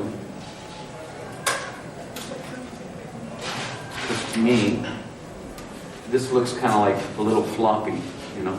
So I use this is a little short, but I use a second one to pull this front out a little like this, so that her whole dress can look like it's swishing, you know, like that.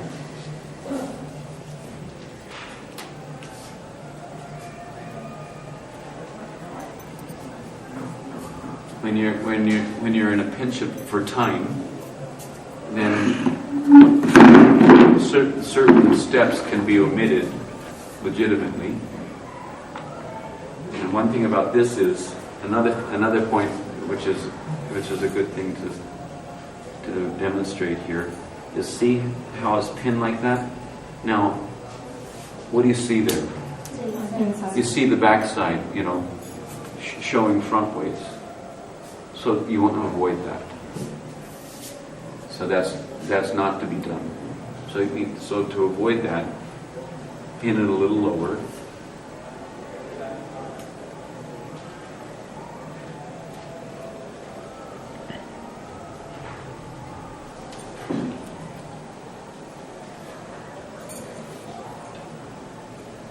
That's better.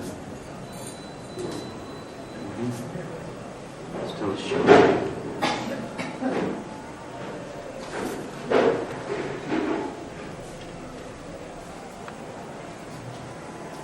And you have to check sometimes. You have to get down and look to see whether you see it, because sometimes from this angle, you're not going to see that the back is shown because this is blocking it. So then you might have to check. Did you put the pin on horizon or vertical? No, it's going toward the Okay. So, not this way. See? From out to in. Out to in. Yeah. Most pujaris do all the pinning at the very last, based on time and whatnot, or do you personally, do you see a lot of pujaris doing the pinning before all the jewelry? It should be done before. Yeah, what you do is first you pin the cloth. Aside from her ankle bells and her, so because you don't want, once you pin the cloth, see, this is the point, once you pin the cloth, you don't want to have to go under here, to mess everything up. So first you pin the cloth. Even sometimes, see, if the dress is longer, you can even bring some extra around, so that it looks like she's twirling. We can maybe demonstrate that in another day or so. But for now, we're just going to do it. Okay.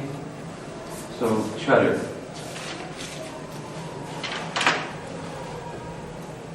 There's many ways to hang the chadar. What about the sash? Oh yeah, sash. Where do we have cloth for the sash? Thank you.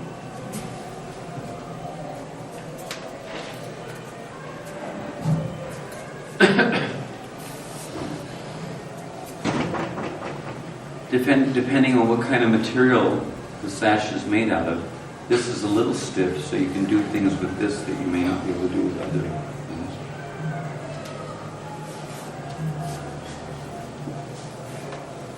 things. There's different ways of doing the sash. Generally, you don't want it to come down too low, but you don't want it to be too high either. So if it comes just right under his buttocks, a little bit, maybe just a little below the buttocks, like that, but not way down or close to his knee. So there's different ways that you can do it from this angle, depending on how you're going to hang the garland, and depending on how you want to hang the belt.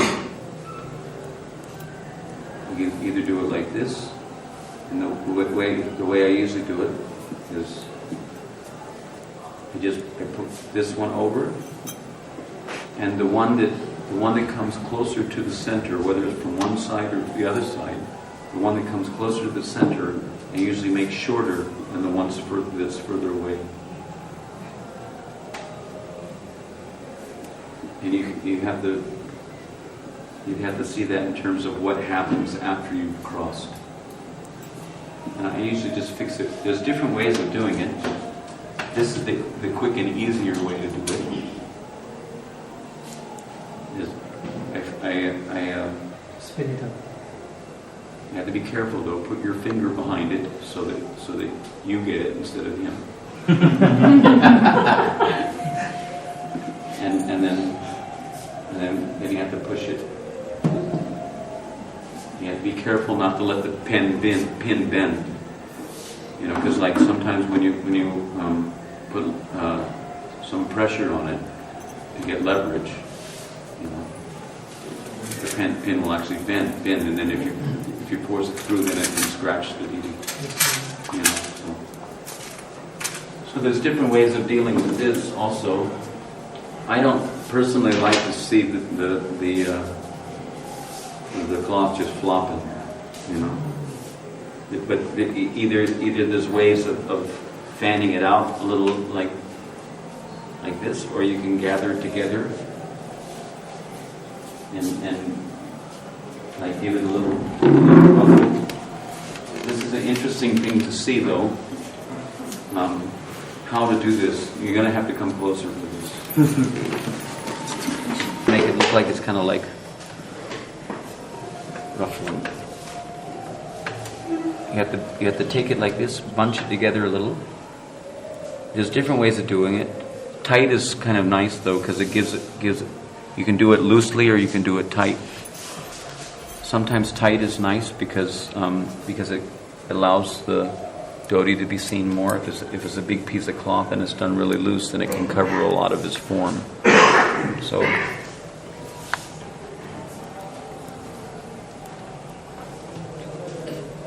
I usually use a big pen for this, a bigger, longer size pen, because you have to go through from the back. You have to go through all the way through to the front, and sometimes just before the front, like see here. But you have to then go back through. But the back has to extend long enough. You see. So that you can go back through the back, and that locks it. Because if you just go like this and then miss the back part, then it comes undone. Right. You see?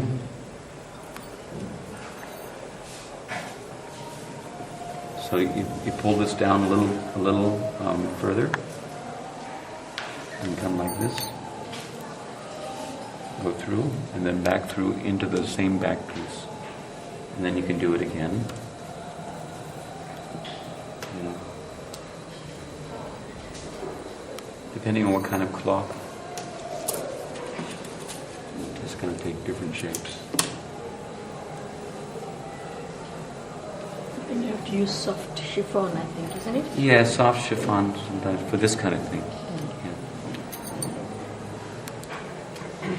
Yeah. Push it through, and then back through. And it gives it kind of like a... Where did you put the pin here up? Like where and in which direction? No, depending on which side. Here on this part. Here, because it's on this side, it goes in that direction. If it's on this side, it goes in that direction. See, so and the point is here. Yeah, see, so this is crossed over, and put your pin through till it touches your finger, and then push. You have to push out to get the pin to go this direction, because otherwise if you don't push out, it's going toward the deity. So push out a little, and it makes it easier to redirect the pin outward so that it comes out through. See it's coming through, but you don't want to see it coming through. So, but once it's come through, then you back it up a little bit and let it go behind the first layer, so that the first layer cloth is covering it.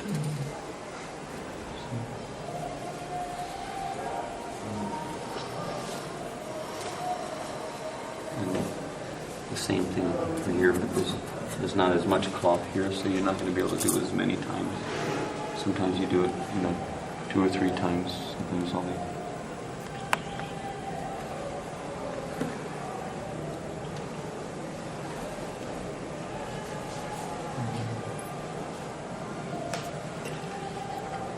Anyway, there's different things to do. I'll just show a few things as well. Keeping it so that it looks round. And so,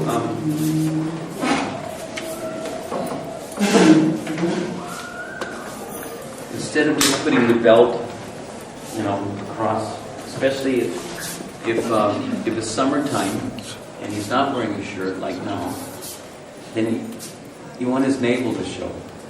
You don't want to put the dhoti on so that it covers over the navel. So usually there's like a little indented area where his kolpan starts.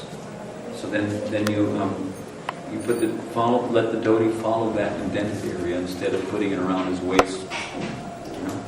So that's showing, and that can be done in such a way that it is looking a little round. And because Shyam has this hip action, like this. So because he's dancing to try to get her attention, he has to work hard for his money.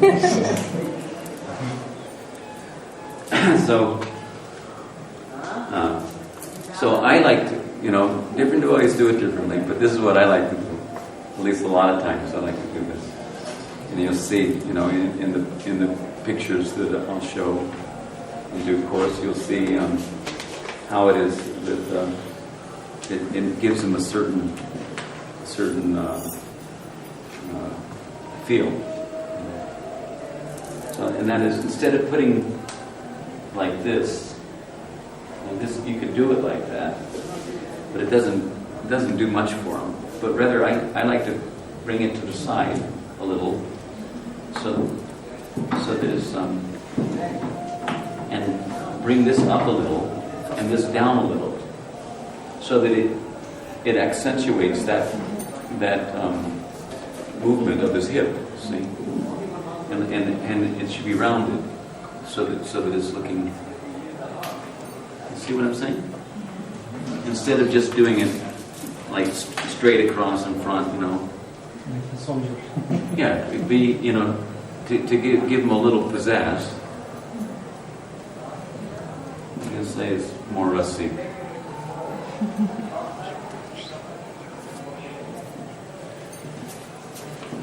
So I bring it up further over here. And I don't worry about this because usually the garland covers that. Even though it's off-centered. You know, it'll be off-centered.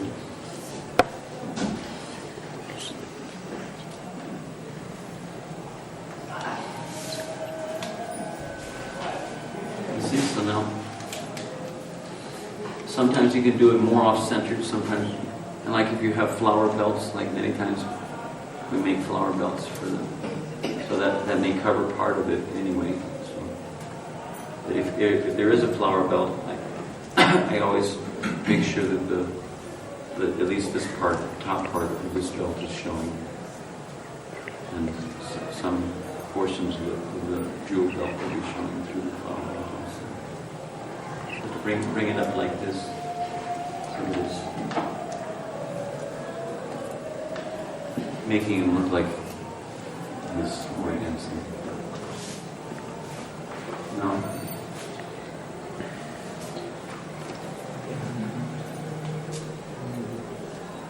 So there's different ways of doing his chutter. Most of the time he's getting late. So we'll at least get. I'll show you one of my favorite. One is that you. This is the normal way, so to speak.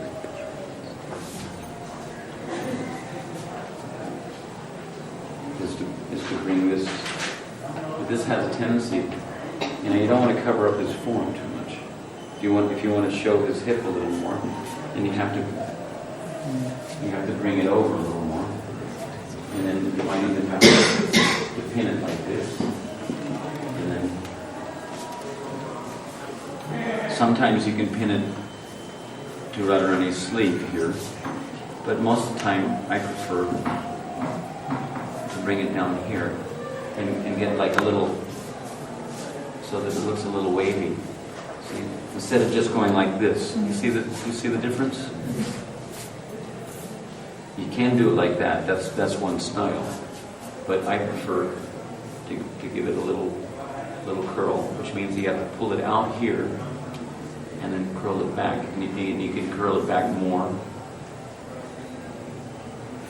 or less. To give it just a little curl sometimes, or sometimes you give it a little more. Using pins. Using pins, yeah. So if you, I'll show you how to do it, because this I do sometimes, but there's this other way where it's coming off. Both of them are coming off of one arm,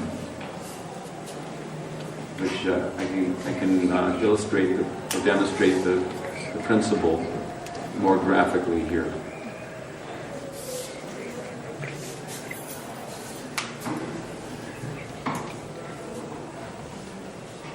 This is on both sides.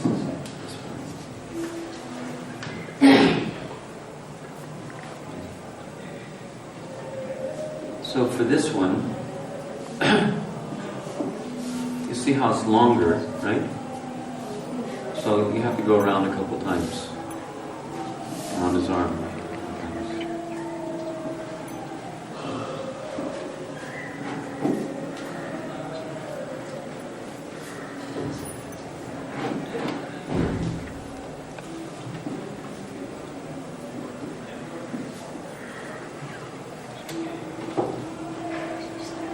here's many ways of doing this also.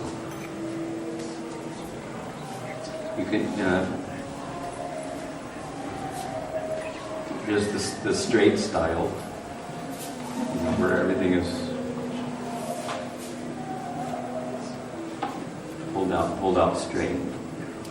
But that doesn't have so much bother. But I don't like it that it's just, like some devotees, they just hang it from the string like that. But if you have to remember that whichever direction the string's coming from, that's the direction that the cloth is going to go toward. So that's why I have these two strings hanging here. Because in order to get it a curl effect, you have to pull it around this way, and there should be strings, usually the furthest string, closest to Radharani.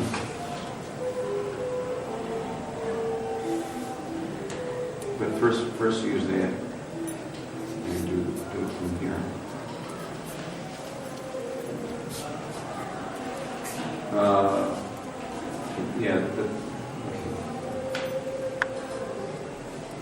The same idea. But this one,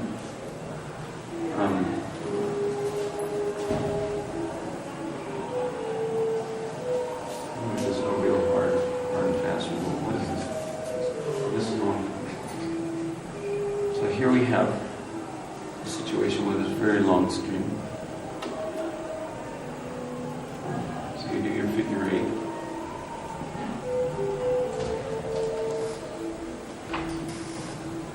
And you can do it like high.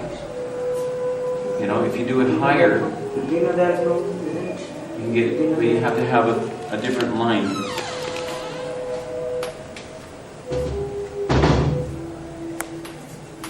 In order to get get it up high.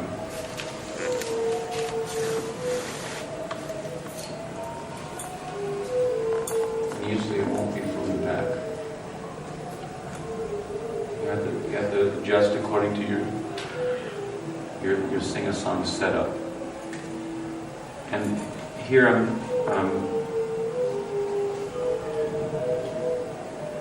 you don't want to put it on the end.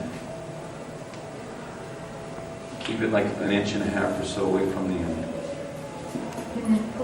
Put the needles in the end? No. Because you want this to come down like this. See, if you put it on the end, then it's going to go like that. You see? So in order to get the curl effect,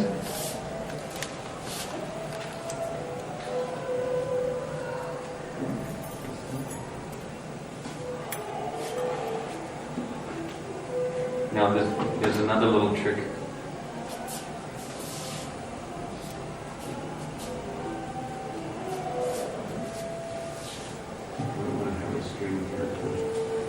Sometimes you can use the string that's previously there.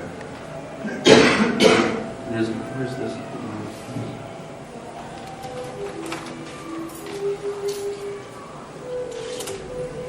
If you use a string that's already being used, then you put the pin through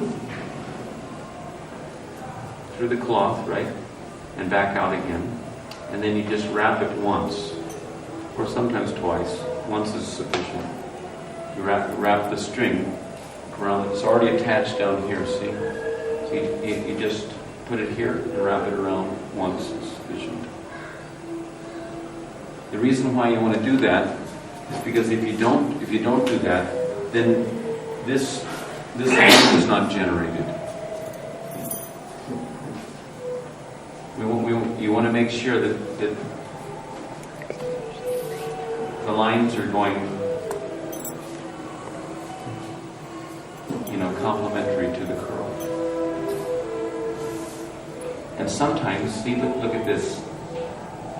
In order to get even more of a curl, you can pull this down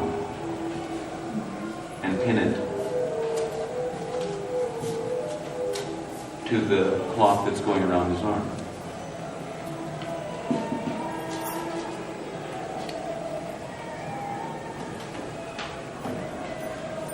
How long do you take to dress Well,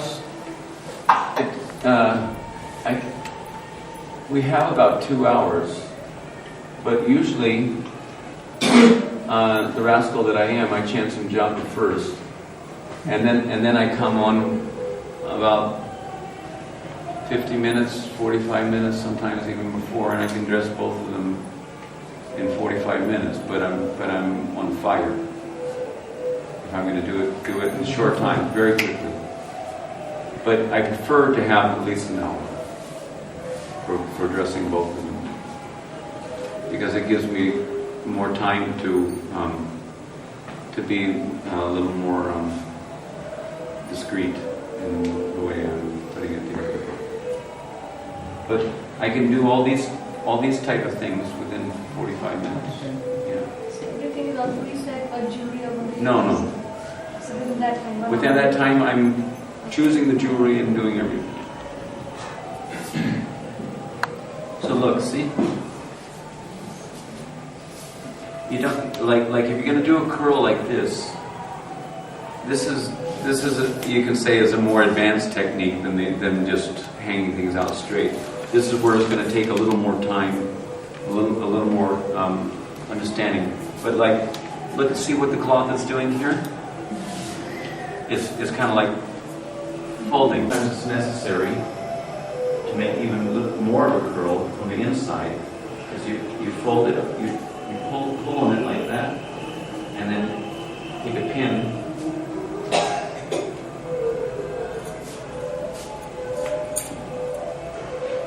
To make sure that it's looking nice and round. See?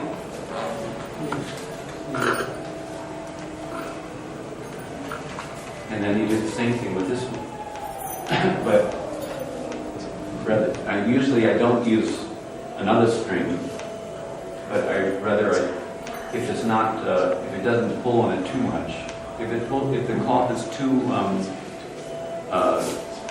flimsy, then if you attach it to here, then the tendency will be to pull it down and spoil the lines there. But this doesn't seem like it's too flimsy, so we'll try it. And this is not going to be as accentuated as this one.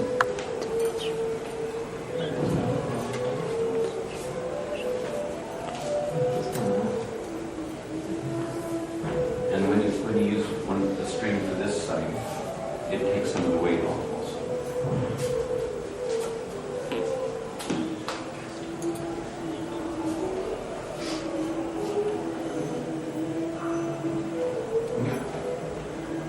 Maybe I don't use a string. We don't have any. Oh, we have a garland.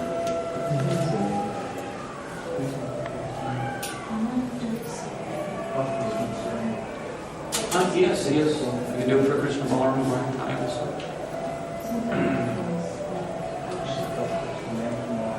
Well, see, in this one, you have to use a pin to keep the curl. I mean, you can use the same dressing technique. The same dressing technique, yeah. With a belt also. Yeah. Depending on the pose of the deity. If the deity is posing in one way, then you want to try to accent that pose. And see, you don't want this kind of thing to happen. Of course, you don't notice it here because there's two sides. But if there's a back side, you got to make sure that when you're looking from down, particularly, that the backside, like sometimes you'll see this part hanging down below, the back of it hanging down below your border.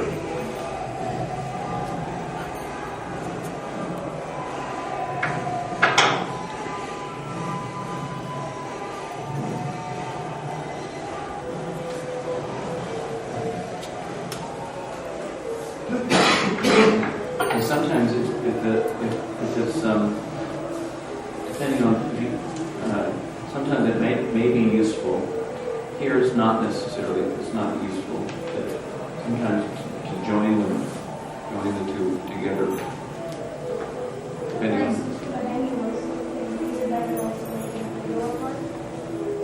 No, you don't. Whatever. See, you have to. There's a certain kind of logic that you have to use. That if one thing is flying, then why would the other thing just be hanging limp? You understand? So you want the motion, both things the motion to be similar. Even if the doti was longer, I would also make a curl on the doti. So now we're ready for the garland.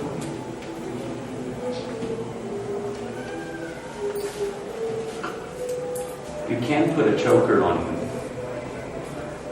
I guess we could do that. That's done before you put on the garland. Choker means it's like it's not a necklace, but it's a comes up in the neck. Do we have a choker? Yeah. Usually I don't do it. Radhe Radhe. You can do something else, Shrimati?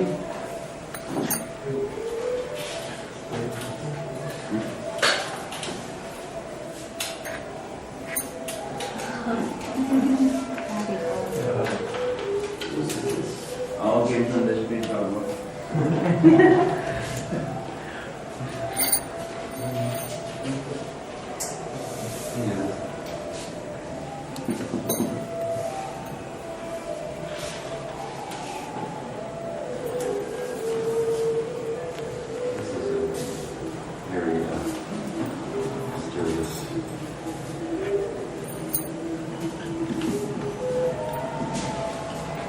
And another point is, see, this is silver. You don't want to use silver jewelry when it's a gold outfit, but we're going to use it anyway. No.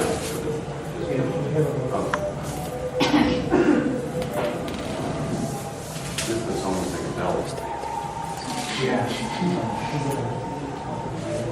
Yeah. This is not so good either. See how this like got 3 lines? So when you do it. When you let it loose, it comes forward. It doesn't actually, you can't get it to, so this is not so good. Usually I don't even use one because you hardly ever see it anyway. This is okay.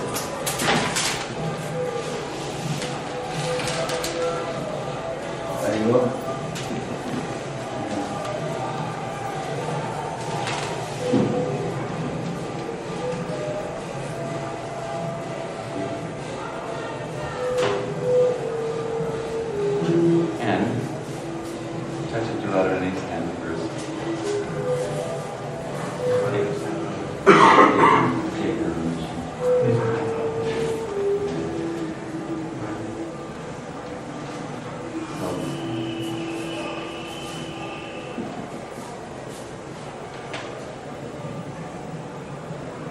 There's different ways of hanging the garland, but in a situation where you've flown it up like this, then you also want the garland to go more in that direction. If this is coming down, then the garland, you can even have the garland going in this direction toward Radharani. But then this will be in a different configuration.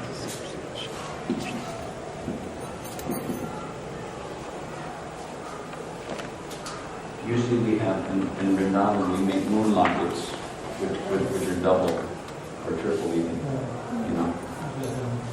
We call them moon lockets. It's better to avoid. No, mostly it's double. Sometimes triple. No, there's a little. We call it moon locket. Yeah, I don't know why they call it moon locket. 3, yeah. Usually it's 3. Yes. Let's see. After the locking, then there is 3. Oh, I see. Yes, and then on the bottom there's like bigger flowers. Usually we use like these little, like this kind of flower. Small. And on the bottom is like small. So here I'm doing what I would not do usually, and that's putting a line across. It's better if it can be avoided, so we'll try I don't have it tonight.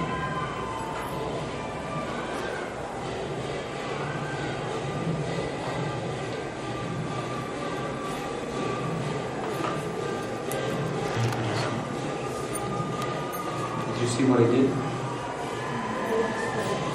Yeah, you had to go around twice, and then pull it, and it locks it.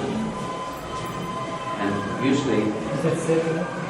Is it safe enough? Go around twice, You yeah. just pull it? Yeah, but you have to go around between the flowers. You don't want to pull it. You don't want to go around the flower and then pull it, and it breaks the flower apart. There's a gap or something.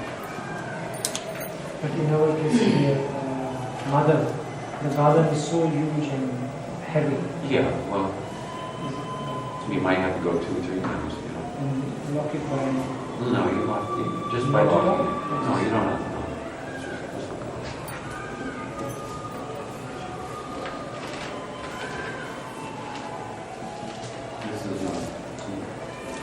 This will also be going a little to the side.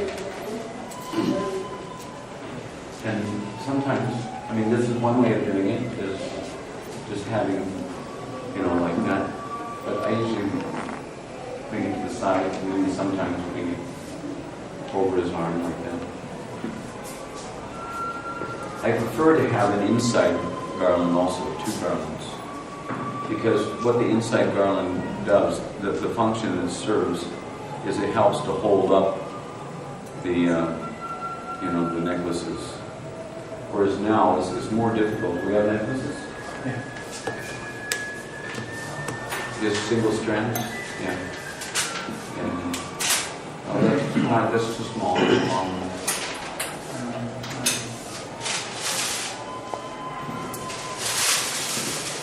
We're a little overtime. Is it okay with you? We're over time?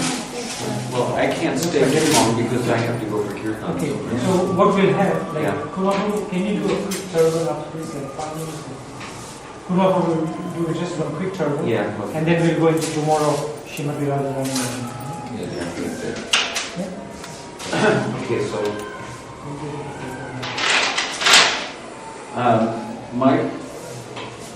my feeling is, after so many years of doing it, is that, I mean, I've seen a lot of pujaris, they have a tendency to want to put the necklace all the way down to the end of the garland. But kind of like, why would somebody want to have necklaces hanging all the way down to his knees? It doesn't make too much sense to me. Usually a necklace is around your neck, and it may come down to the navel or something. That's what you're not usually. I mean, a garland from Shastra, we see that the garland can go to the knees or to the feet even, but the necklace is not going to go to the feet. And it doesn't make too much sense. So usually, what I do, and for sure, one of the main things that I advocate, many times I see in many temples, they dress the deity in such a way that looks very illogical to my way of thinking. And that is that they have the garland coming over here. And they have all the necklaces coming over here. And so what that means, in effect, is that, Krishna has to stick his hand. I mean, why would Krishna want to be sticking his hand through the garland, to get to his flute, to play his flute? It doesn't. It's not very sensible. So yeah, I see that a lot of times, But Did you all get what he's saying? no. So I never do that because I prefer seeing a more natural, logical way that Krishna's going to be if Krishna has his flute in his right hand, right? He cuts it to his lips, to attract the beautiful gopis. Then here's his garland. He's going to swing his arm around this side. It's not going to go through. He's going to swing his arm around this side. And he's going to latch onto the flute and play it, right? So it's a more natural, it's a sensible thing. So to keep it more within the realm of common sense, I always do it that way. Sometimes when I put the jewelry on, if I have, like sometimes when he lifts his arm up to play the flute, perhaps he'll catch it, and it's not totally illogical that his arm will force the garland up here in the middle, and then it'll be coming over a little like that. And then sometimes when I put the necklaces on, I'll have the necklaces also following suit. But many times, just to put, and then it reveals his arm. So sometimes you can reveal the arm, and different. You have to take into consideration which parts of, because on different days you might want to just do, because variety is the mother of inspiration, for the devotees. Mother enjoyment for Krishna, mother inspiration for service to the devotees. So one day you want to do, you don't want to do, repetition of a good thing is a good thing, but you don't want to repeat it too much. You want to do one day one way, and then it's just like, it's the same thing. Many times devotees ask me why it is that I like to sing so many different kinds of tunes. Prabhupada didn't like, Prabhupada only sang 2 or 3 different tunes, and Aindra came out with all these varieties and varieties of tunes. It's the same principle. That we're decorating, just like we're decorating the holy name in this way and that way. We see the deity in a different light. Every time we dress the deity in one way, then you're going to see Krishna looking like, and that will be, oh wow, look at how he looks now, And then the next time, it increases, especially for advanced devotees. They don't need any jewelry. They don't need any, they don't need anything. It can look, and still Krishna's there. There's 2 types of ruchi, as far as ruchi goes, as it's described in Madhurya Kadambini. One type of ruchi is that there are accoutrements which become the cause of the inspiration to do the service, and the others without accoutrements. So if you dress the deity nicely or don't dress the deity nicely, then okay, fine. Krishna's Krishna, and we just want to see his beautiful face. But if you obliterate the beautiful face by putting way too much paint on his face, or cover his form in ways that don't allow the devotees to actually see, different aspects of Krishna's beauty, then we're not really doing much of a service, but rather we may be doing a disservice. So anyhow, I'll just.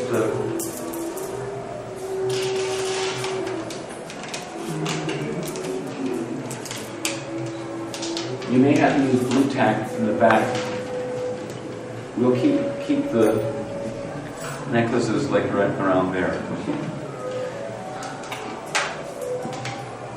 These kinds of pearls that are not loose on a string are more difficult to deal with. You have to use blue tack to.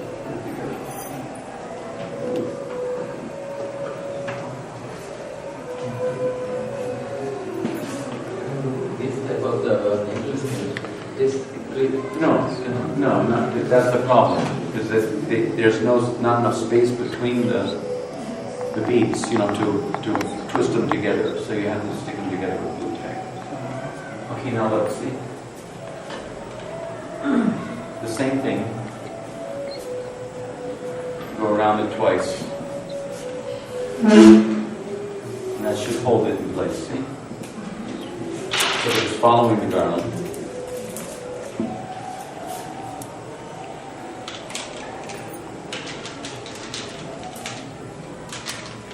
I always start from the outside in.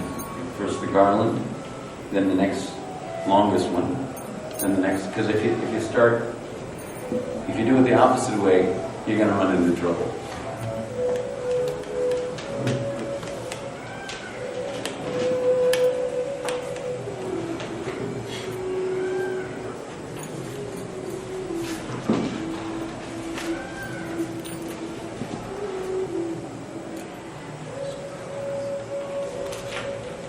I'm doing the same thing here.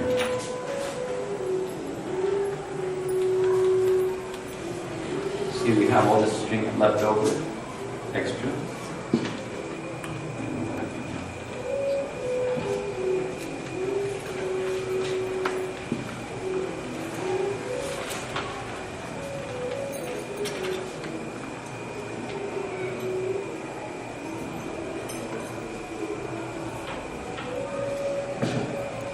this extra string.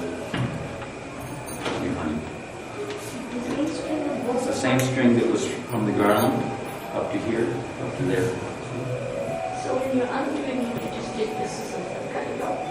No, you just pull it. When you undo it, just pull it out.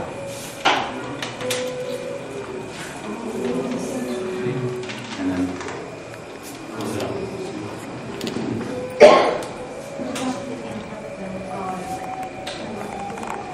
Yeah, you need another string for that.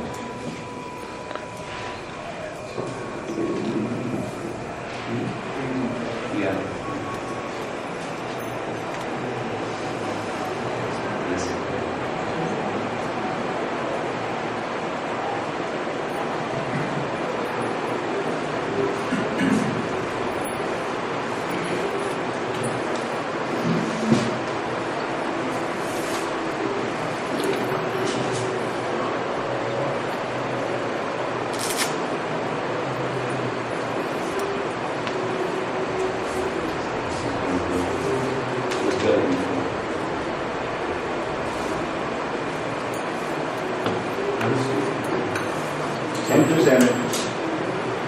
Here's how you do this.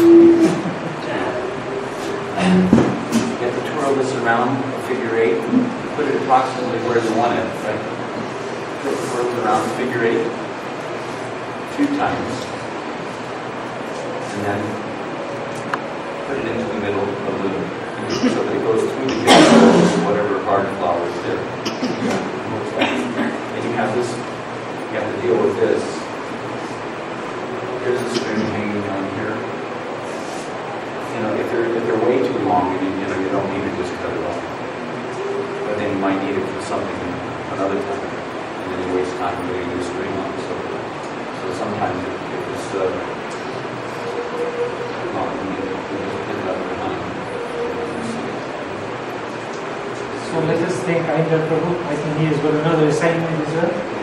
Thank you very much.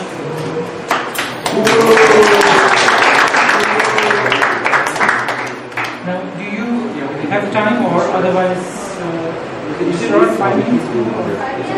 Okay, they are okay with 5 minutes. Maybe you can show them one product.